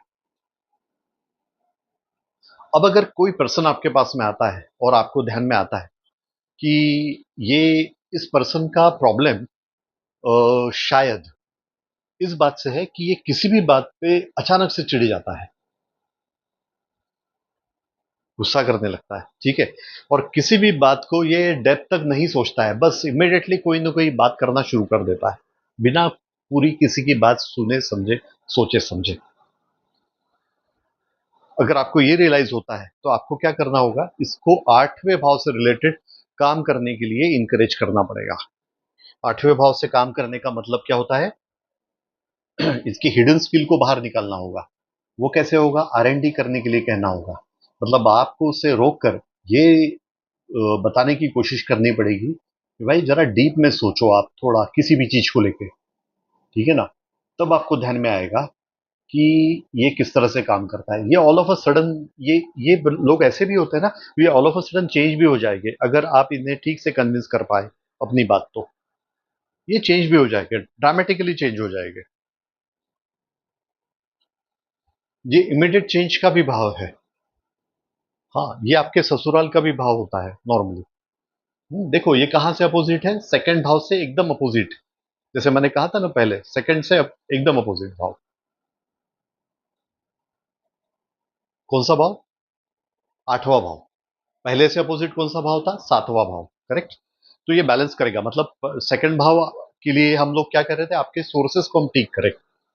तो अगर हम अपने सोर्सेस को ठीक करते हैं, ठीक है, तो ऑब्वियसली हमें किस बात पे ज्यादा ध्यान देना पड़ेगा, थोड़ा सोच समझकर सोर्सेस को ठीक करना पड़ेगा। मतलब R&D पर ध्यान देना पड़ेगा। फॉर एग्जाम्पल, मेरे फाइनेंशियल सोर्स अगर मैं बात करूं, तो मुझे ठीक से देखना पड़ेगा कि बैंकिंग के द्वारा मैं कितना अर्न कर सकता हूं, मेरे जॉब के द्वारा मैं कैसे अर्न कर सकता हूं, मेरे बिजनेस के द्वारा मैं कैसे अर्न कर सकता हूं। क्या मैं मेरे पैसों को क्या मैं मेरे पैसों को पैसों से ही कमा सकता हूं, करेक्ट। तो फिर ये मुझे थोड़ा R&D करना पड़ेगा इस बारे में। तो ये R&D वाला भाव एकदम भाव नंबर 2 के अपोजिट है। तो अभी जो हमने कहा था ना, पैसों को इनहेंस कैसे करें, पैसों से ही, तो ये मुझे R&D करने का, इसका डायगोनली पूरा एकदम अपोजिट 180 डिग्री में आता है आठवां भाव। वो हमें हेल्प करेगा। हम्म, हमारे स्पिरिचुअल ग्रोथ के लिए कैसे, देखो अगर मैं, मेरी जो सोर्स है, मेरे रिसोर्सेस है मेरे, वो अगर मैं अच्छे थॉट प्रोसेस से फिलअप करता हूं मेरे माइंड को, ओके, तो ऑब्वियसली मेरा आठवां भाव इंकरेज होगा, क्यूरियोसिटी बढ़ेगी, और वो जानने की कोशिश करेगा डीप में कि और आगे क्या, किस तरह से बढ़ेंगे। कई सारे लोग जो हमारे साथ अगर टेक्निकल लाइन से कनेक्टेड है, वो जुड़े होंगे। तो मैं एक एग्जांपल देने की कोशिश करता हूं। मान लो आपने किसी पर्टिकुलर फील्ड में, इंजीनियरिंग में आपने ग्रेजुएशन किया, मान लो सिविल में किया, मैकेनिकल में, what ever it may be, technical चीजों में आपने ग्रेजुएशन किया, एग्जाम्पल के लिए बता रहा हूं, ठीक है। आपने कहीं जॉब ज्वाइन कर ली, करेक्ट। आप जॉब ज्वाइन करने के बाद में you are into that technical terms, उसमें हो आप, तब ज्यादातर क्या हो सकता है, होना चाहिए कि आपको एक क्यूरियोसिटी डेवलप होनी चाहिए आप में। वैसे तो किसी भी काम में आप जब भी हो ना, तो आपकी क्यूरियोसिटी डेवलप होनी ही चाहिए। अगर नहीं हो रही है तो समझ लेना ये काम शायद आपको पसंद नहीं आ रहा है, ठीक है। वो क्यूरियोसिटी जब डेवलप होगी ना, तो आप R&D करोगे, रिसर्च करोगे, आप सोचोगे उसके बारे में, ठीक है। किसी भी काम को मैं ऑटोमेटेड तरीके से कैसे उसे ठीक कर सकता हूं, AI नहीं, रिसर्च, आर्टिफिशियल इंटेलिजेंस, ये भाव उससे कनेक्टेड भी है। डेटा साइंस, ये भाव उससे भी कनेक्टेड है, इसीलिए कनेक्टेड है। और यहां अगर राहु है तो वाव, फिर तो आप ये समझ लीजिए कि that person is properly suitable for data science and artificial intelligence. तो या फिर बाकी के लोग नहीं है सुटेबल, बिल्कुल है, लेकिन ये पर्सन बाय डिफॉल्ट में है, करेक्ट। अब इसका कनेक्शन पहले भाव से अगर होता है, ठीक है ना, तो पर्सन में को क्या चेंजेस करनी चाहिए, अगर ये थोड़ा सा स्पिरिचुअल लेवल पे जाता है, ये थोड़ा सा ध्यान धारणा करता है, तो भी इनके लिए बहुत फायदे का होगा। आठवें भाव के बारे में अगर हम बात करें तो, हम्म, अ, ये अगर ना, वही है कि कोई थोड़ा सा चैरिटी में चले जाए, मतलब कुछ देने की, त्याग की भावना यहाँ पर भी काम रहेगी, जो कि मैंने फोर्थ भाव के लिए भी आपसे कहा था, ठीक है ना। थोड़ा अपने आप को जानेंगे तो इन्हें ये भी ध्यान में आएगा कि ऐसे कौन सी स्किल है इनके पास में, जो शायद अभी तक एक्सप्लोर नहीं हुए। ठीक है, वो एक्सप्लोर करेंगे तो ज्यादा फायदे का रहेगा। तो ये भाव आपके एक्सप्लोरेशन का है, एक्सप्लोर कराने का है, आठवां भाव। तो आठवें भाव के लिए क्या रेमेडी और क्या चीजें? हमें R&D करना है, सोचना है, रिसर्च करना है, जानना है, समझना है। वाई जो होता है ना अपने जिंदगी में, WHY, ठीक है ना, इसकी तरफ ज्यादा ध्यान पूर्वक देखना है, सर्च करना है। तो आपका आठवां भाव आपके लिए पॉजिटिवली काम करना शुरू कर देगा। ओके, अब आते हैं नाइन्थ, नौवें भाव की तरफ। बाय डिफॉल्ट नाइन्थ भाव जो है ना, वो डेस्टिनी का, लक का ऐसा माना जाता है। हम्म? ये हायर एजुकेशन का भी माना जाता है। तो हायर एजुकेशन, लक, इसका क्या मतलब हुआ? पढ़ाई। ठीक है ना, मतलब किसी भी चीज की स्टडी। मैं एजुकेशन का मतलब सिर्फ डिग्री और फिर मास्टर्स और सिर्फ स्कूल और कॉलेज का एजुकेशन नहीं कह रहा हूं। मेरा कहने का मतलब ये है कि किसी भी चीज का इन डेप्थ नॉलेज लेना, ये नाइन्थ भाव से भी कनेक्टेड बिल्कुल होता है। हम्म? इसी भाव को ना हम लोग धर्म का भाव भी मानते हैं। अब धर्म का क्या मतलब होता है? हाँ, देखो, धर्म का मतलब ना, मैं कोई इतना बड़ा ज्ञानी नहीं हूं, लेकिन बताने की कोशिश करता हूं। जो मैंने समझा है उस तरह से बताने की कोशिश करता हूं। हमारे ना सुबह उठने से लेकर रात को सोने तक अलग अलग धर्म होते हैं। मतलब जब मैं किसी को कोई चीज बता रहा हूं, तब मैं ब्राह्मण धर्म का पालन कर रहा हूं। जैसे वर्ण है ना, वैसे जब मैं किसी के लिए पानी भी ला कर दे रहा हूं, ठीक है, सर्व कर रहा हूं, तो मैं शूद्र वर्ण का धर्म का पालन करता हूं। तो एक ही इंसान है, लेकिन वो अलग अलग धर्मों का पालन करता है और प्रॉपरली करता है। ठीक है, जब मैं अपनी जॉब के लिए जाता हूं या किसी काम के लिए जाता हूं, तो मैं क्षत्रिय धर्म का पालन कर रहा हूं। जब मैं किसी के साथ में इंटरेक्ट करता हूं, ठीक है, तो मैं वैश्य धर्म का पालन करता हूं। तो ये चार धर्म है। प्लीज कोई मुझे मनुवादी हो, ये वो, इस चीजों में न जाए। मैं आपको समझ में आना चाहिए, इसलिए इन चीजों को एक्सप्लोर करके बता रहा हूं जो मेरी समझ में आया है। ठीक है, तो ये चार धर्म कौन से? ब्राह्मण, शूद्र, वैश्य। कोई उसमें से ऊंच नहीं, कोई नीच नहीं। ठीक है ना? जो इंसान इसमें से किसी भी धर्म को ऊंच या नीच नहीं समझता है, प्रॉपरली इन चारों धर्मों को फॉलो करता है अपने डे टू डे लाइफ में, उसका नाइन्थ भाव बड़ा अच्छे से काम करेगा।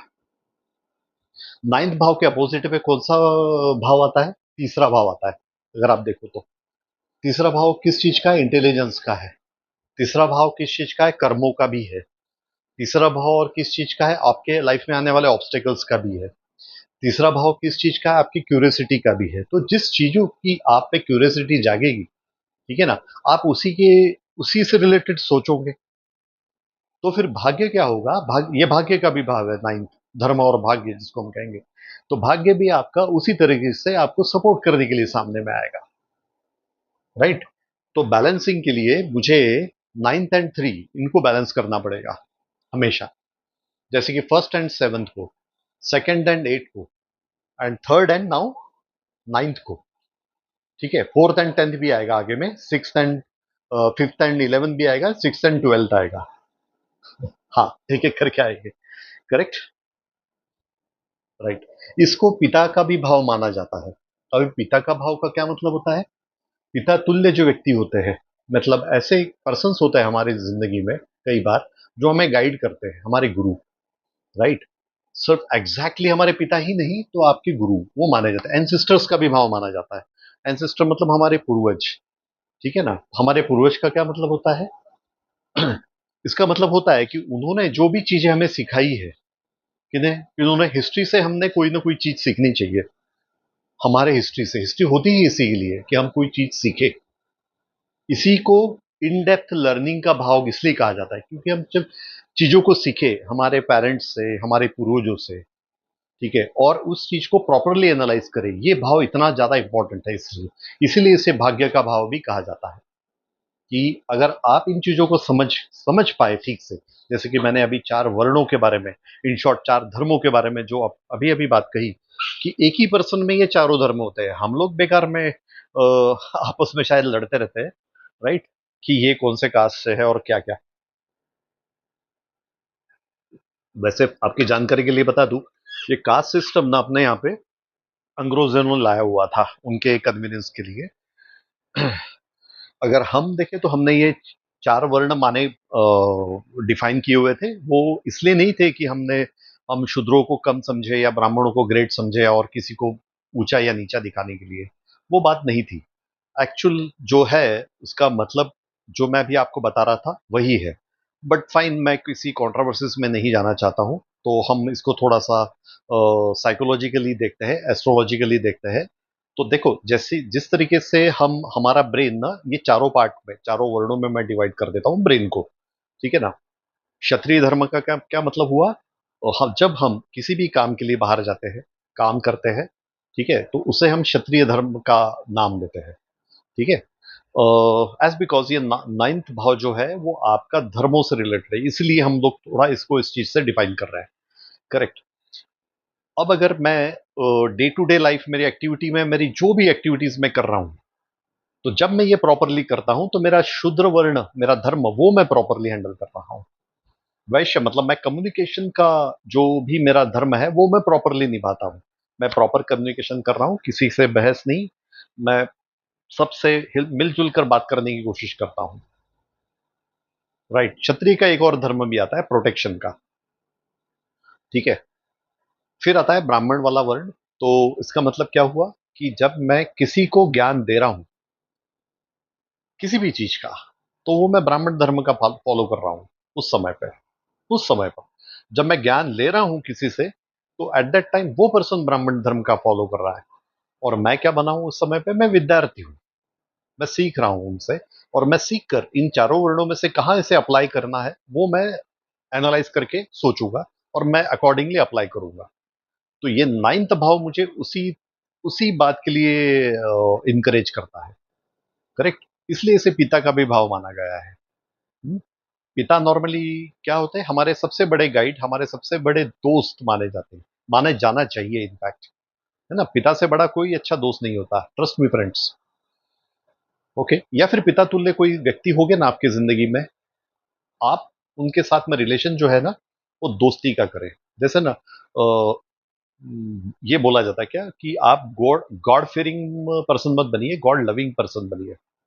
इसका मतलब क्या हुआ कि आप दोस्ती का रिलेशन रखने की कोशिश कीजिए हर रिलेशन में। ये आपको नौवा भाव सिखाता है ना? तो किसी को अगर करियर में प्रॉब्लम आ रहा है, किसी को अगर फाइनेंशियल में चीजों में प्रॉब्लम आता है, तो नाइन्थ भाव को ठीक करने के लिए हम उससे क्या कहेंगे? भाई तू धर्म का फॉलो कर। इसका मतलब क्या हुआ? तू सनातनी है, हिंदू धर्म है, तो तू रोज मंदिर में जा, वगैरह वगैरह, ये नहीं कहना है। इसका मतलब ये होता है कि आप ये जो चार वर्ण है, आपकी जो डेली एक्टिविटी है, ठीक है ना, जो ये चार वर्णों से रिलेटेड है, आप उसे प्रॉपरली फॉलो करें, रूटीन में रहे, इसके बाहर कोई काम ना करें। करेक्ट। यस। ओके। अब आते हैं हम लोग आपके 10वें भाव की तरफ। 10th भाव, है ना, इससे कर्मों का भाव माना जाता है। काल पुरुष कुंडली के अनुसार ना, इसका जो स्वामी है वो भी शनि ही है, 10th भाव का। है ना? तो इसका देखो, ये 180 डिग्री अगर हम देखें, अपोजिट में कौन सा भाव आता है? 4th भाव के अपोजिट में आता है। तो इसमें से नॉर्मली हम लोग ना, आप कौन सा करियर चूज करोगे, प्रोफेशन क्या होगा, वगैरह वगैरह वगैरह, हम लोग डिसाइड करते हैं, देखते हैं। इसका कनेक्शन अगर आपके पहले भाव से रहा, 10th का फर्स्ट भाव से अगर होता है, तो इसका मतलब क्या हुआ? आप जो भी कर्म करोगे, इसका इम्पैक्ट डायरेक्टली आपके पर्सनैलिटी पे होने वाला है। इसका मतलब क्या हुआ?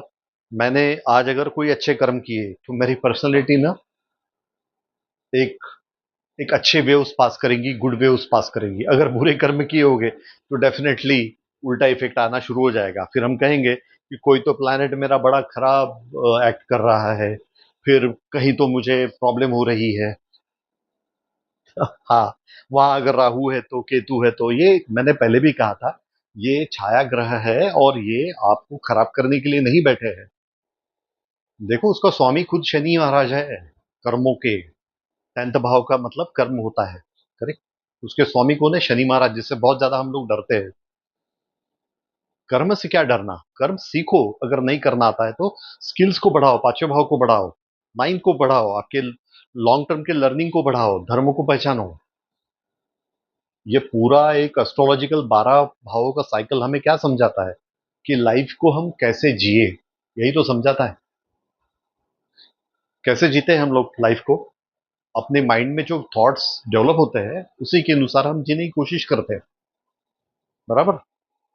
तो फिर उसके जो फल मिलते हैं हमें, वो भी अच्छे या बुरे उसी तरह से मिलेंगे। तो 10वें पे इम्पैक्ट डायरेक्टली फोर्थ हाउस का होगा ही होगा, मतलब आपके घर के इन्वायरमेंट का होगा ही होगा, आपके थॉट प्रोसेस का होगा ही होगा, आपकी मानसिक शांति का होगा ही होगा। मतलब आपकी मानसिक शांति ठीक है तो फोर्थ हाउस ठीक है, फोर्थ हाउस ठीक है तो आपका 10th हाउस, मतलब आप करियर में भी अच्छा इनहेंस कर लोगे। और अगर आपका 10th हाउस का कनेक्शन आपके पहले हाउस से है तो इसका मतलब क्या हुआ कि आपकी पर्सनैलिटी भी एक अच्छी तरीके से डेवलप होगी इन दैट सिनारियो। ये भाव ना आपके पब्लिक इमेज जिसे हम कहते हैं ना, उससे भी रिलेटेड है, स्टेटस से रिलेटेड है, ठीक है। इस भाव को ना नॉर्मली हम लोग अथॉरिटी, रिस्पॉन्सिबिलिटीज, इसको भी इंडिकेट करता है। मतलब अगर इस पर सूर्य महाराज रहे इस भाव में, या फिर आपके फोर्थ भाव में सूर्य महाराज, इसका डायरेक्ट फिर सातवीं दृष्टि कहाँ जाएगी, 10th पे जाएगी, करेक्ट। तो नॉर्मली कहा जाता है कि ये राज दरबार में काम करेंगे। राज दरबार का मतलब अभी क्या होगा, गवर्नमेंट जॉब्स में किसी बड़े पोजीशन पे ये जा सकते हैं। तो प्लैनेट अगर वहां पे जिस तरह के प्लैनेट्स है, अकॉर्डिंग टू दैट ये एक्ट करना शुरू करेंगे, मतलब आपका माइंड एक्ट करना शुरू करेगा। ये एक्ट करेंगे का क्या मतलब होता है, आपका माइंड इस तरह से एक्ट करेगा। तो अगर मुझे मेरा करियर ठीक करना है तो मुझे कौन सा भाव ठीक करने की जरूरत है, फोर्थ भाव। फोर्थ भाव का मतलब होता है मेरी मानसिक शांति, ठीक है। तो मेरा emotional health and my mental health, if it is stable, then definitely my career is going to be stable. मेरे इमोशनल हेल्थ को और मेंटल हेल्थ को मैं किस तरह से ठीक करूंगा, कैसे ठीक करूंगा बताओ, मानसिक शांति के लिए। हाँ, राइट। मुझे सीखना पड़ेगा। मैंने अभी एक शब्द यूज किया, सीखना पड़ेगा। देखो, रिलेशनशिप जो होते हैं ना घर वालों के साथ में हमारे, ठीक है ना, या स्किल्स जो हम डेवलप करते हैं ना, अलग अलग पढ़ते हैं, पढ़ाई करते हैं, काम करते हैं, ठीक है। देखो, हम में एबिलिटी होना एक बात है, और दूसरा हम हमें उस एबिलिटी का यूटिलाइज करना, हमने, ये दूसरी बात है।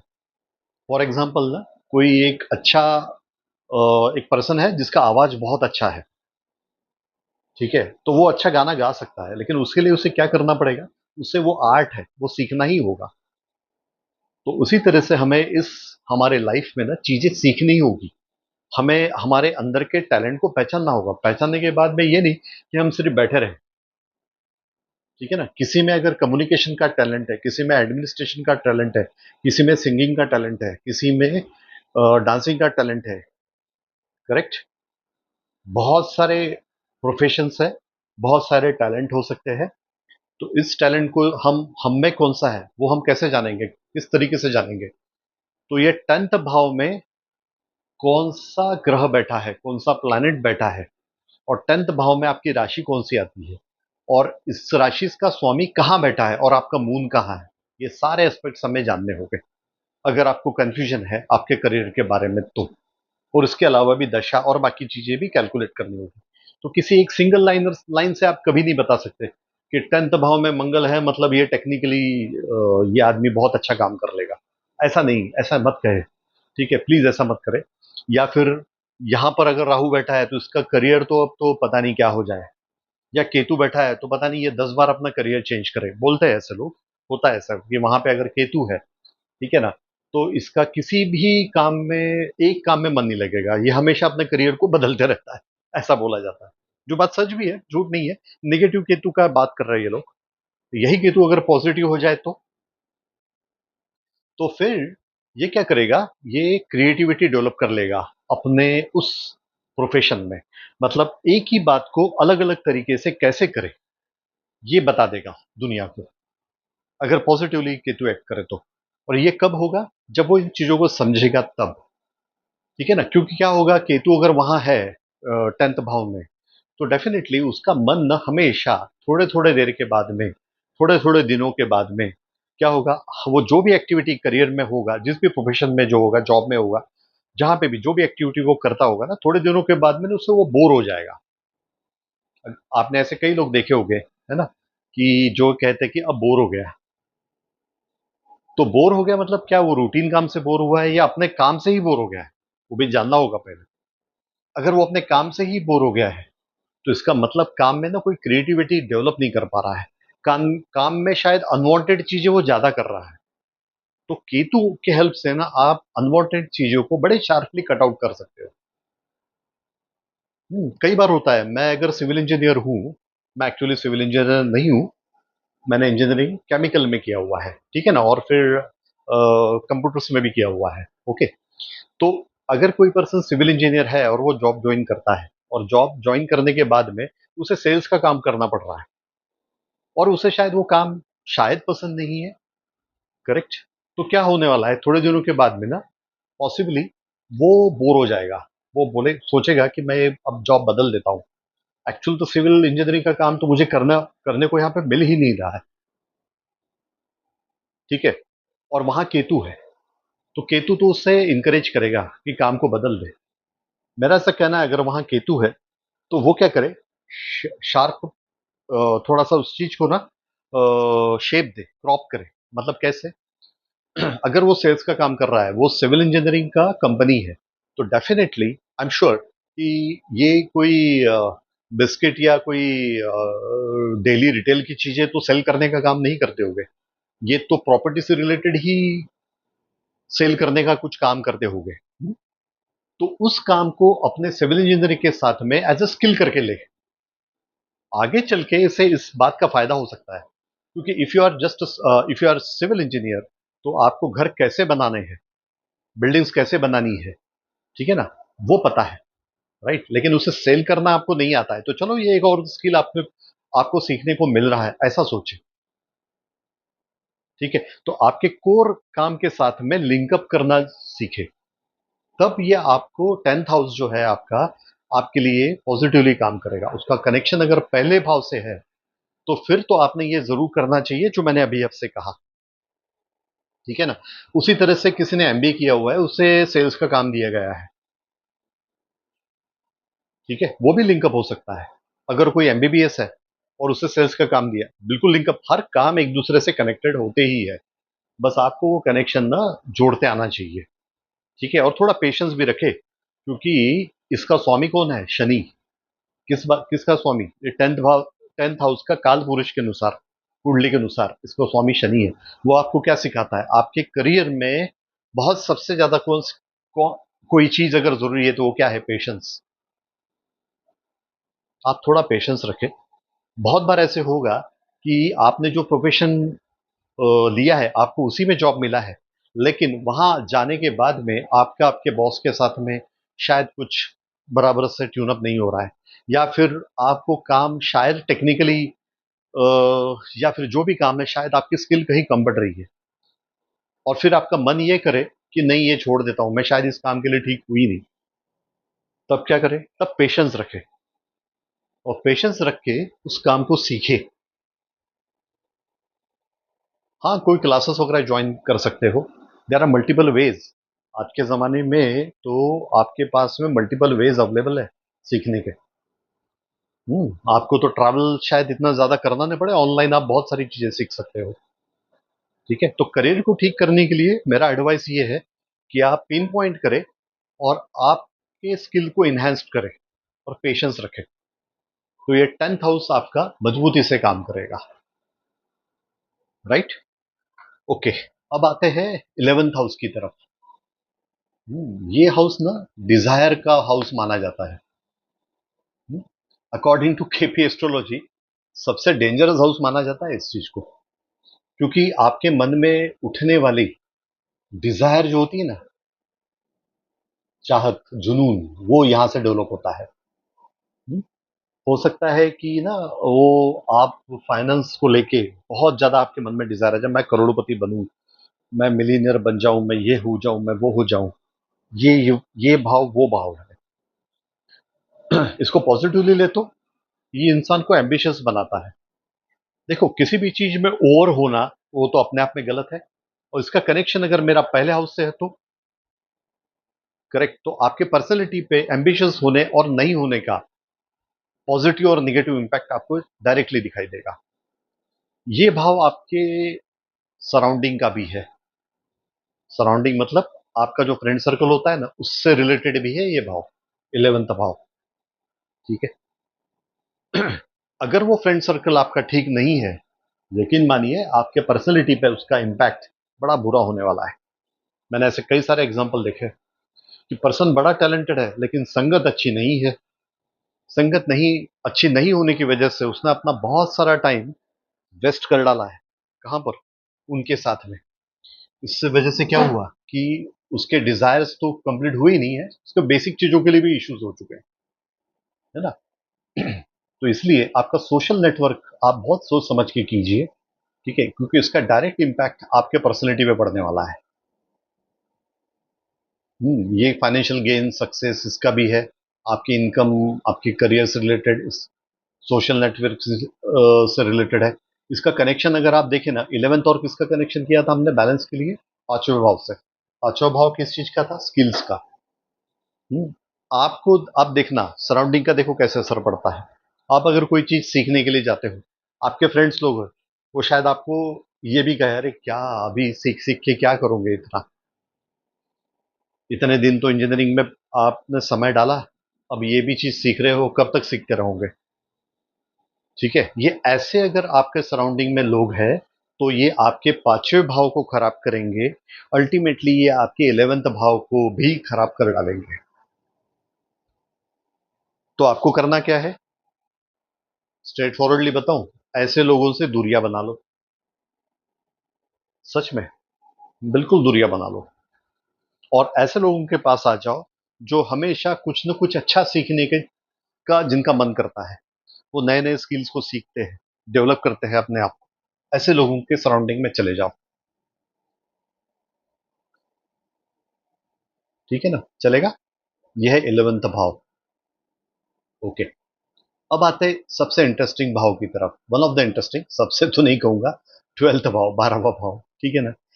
इसे इसे कई सारे लोग ना मोक्ष का भाव भी कहते हैं। मोक्ष का भाव मतलब चलो अब सब कुछ हो गया खत्म, बाय बाय, अभी हम जा रहे हैं, चलो अब भगवान का नाम जपने का समय आ चुका है जिंदगी में। इससे मोक्ष का भाव मानते हैं। ट्रस्ट मी फ्रेंड्स, ये मोक्ष का एक सिंपल छोटा सा डेफिनेशन है। मोक्ष का मतलब ये होता है कि डिटैचमेंट को किस तरह से आप बढ़ाएं। तो मेरे एंगल से ये भाव आपको सिखाता है, क्या सिखाता है? कि आपको अटैच होके कोई काम नहीं करना है, आपको डिटैच होके काम करना है। अगर आप ऐसा नहीं करोगे तो ये भाव आपको बहुत सारे एक्सपेंसेस करवाएगा, फाइनेंशियल भी और मेंटल लेवल पर भी। आपका समय बहुत ज्यादा बर्बाद होगा ऐसे लोगों के साथ में जो कि आपको बिना वजह की बातों में उलझा के रखोगे। इसलिए इस भाव को एक्सपेंसेस का भाव भी कहा जाता है, खर्चे का भाव। ठीक है ना। तो आप थोड़ा मॉनिटर करें अपने आप को, आपको रियलाइज होगा कि ऐसे कौन से लोग हैं आपकी जिंदगी में और कौन से इवेंट है आपकी जिंदगी में जो आपका समय बर्बाद करते हैं। समय बर्बाद करने का पॉइंट ये है मेरे कहने का कि आपके गोल जो भी है उससे हटकर वो आपका टाइम किस तरह से किल करते हैं उसे देखिए। फॉर एग्जाम्पल, आप कोई बिजनेस कर रहे हो, ठीक है। तो बिजनेस में नॉर्मली अपने यहाँ पे क्या समझा जाता है? You are your own boss. So if you are your own boss, तो आपके पास में ना टाइम का इतना इशू नहीं आएगा। मतलब क्या? मतलब ये कि आपको अगर आपके उन दोस्तों के लिए टाइम निकालना है तो आप निकाल ही लोगे, क्योंकि यू आर डूइंग बिजनेस ना, तो आपको आप आंसरेबल तो हो नहीं किसी को, है ना। जस्ट अवॉइड दिस, ऐसा नहीं होना चाहिए। आप बिजनेस करें या जॉब करें, आप एक रूटीन जरूर जरूर जरूर फॉलो करें। तब ये 12वां भाव आपको बहुत अच्छे तरीके से पॉजिटिवली काम करेगा। अगर इसका कनेक्शन पहले भाव से है तो ये डायरेक्टली इंपैक्ट आपके पर्सनैलिटी पर डालेगा। अगर 12वें भाव का इंपैक्ट कनेक्शन आपके पहले भाव से है और ये निगेटिवली काम कर रहा है, ठीक है, तो ये आपको काफी एक डिस्टर्ब पर्सनैलिटी बना देगा। डिस्टर्ब पर्सनैलिटी का मतलब कंफ्यूज पर्सनैलिटी, जिसे शायद कुछ समझ नहीं आ रहा है कि करना क्या है लाइफ में अब। Even though if is doing a one particular job और अ बिजनेस, अगर उनका बिजनेस अच्छा भी चलता है तो थोड़े ही दिनों के बाद में उसे ये एहसास होना शुरू हो जाएगा कि ये जो कुछ भी मैं कर रहा हूं ना, ठीक है, वो शायद इतना ठीक नहीं है, मैंने कुछ और करना चाहिए या मैंने कुछ करना ही नहीं चाहिए, यहां तक भी वो सोच लेगा। और फिर उस बात को, उस काम को, उस चीज को छोड़कर वो किसी और चीज में ध्यान लगाना शुरू कर देगा। इसीलिए इस भाव में अगर आपका कनेक्शन पहले भाव से है तो हम नॉर्मली सजेस्ट ये करते हैं कि आप मेडिटेशन ज्यादा करें। What do you mean bye meditation? जैसे मैंने पहले भी कहा था, ये ऑनगोइंग प्रोसेस होती है।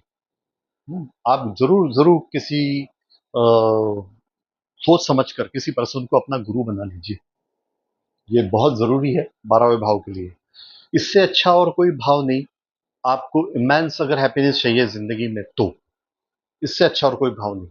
ये इतना अच्छा भाव है कि आप आगे चलकर देयर इज अ पॉसिबिलिटी कि आप एक साइकोलॉजिस्ट बन जाए, लोगों को हेल्प करें। ये भाव इस तरह से भी इंडिकेट करता है। काल पुरुष की गणना के अनुसार 12वां भाव जो है, इसका जो स्वामी है, ये स्पाइसेस राशि है, इसका स्वामी है गुरु, जुपिटर। ठीक है, तो जुपिटर वहां पे आता है। ठीक है, तो जुपिटर वहां पे अगर अगर उसका स्वामी है तो आप समझ लीजिए कि एक्सपेंसेस के भाव में जुपिटर है। इसका क्या मतलब हुआ? नॉलेज का भाव है। तो आप एक्सपेंसेस जब भी करोगे तो थोड़ा नॉलेज के साथ करें, बिना सोचे समझे कोई बात ना करें। ठीक है,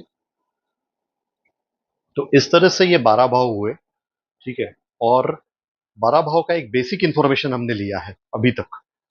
और 12 भाव का बेसिक इंफॉर्मेशन से कहने का मेरा मतलब ये है कि पहले भाव से उनका रिलेशन, मतलब आपके पर्सनैलिटी की पे इन 12 भाव का कैसे इंपैक्ट पड़ेगा, वो देखने की हमने कोशिश की है।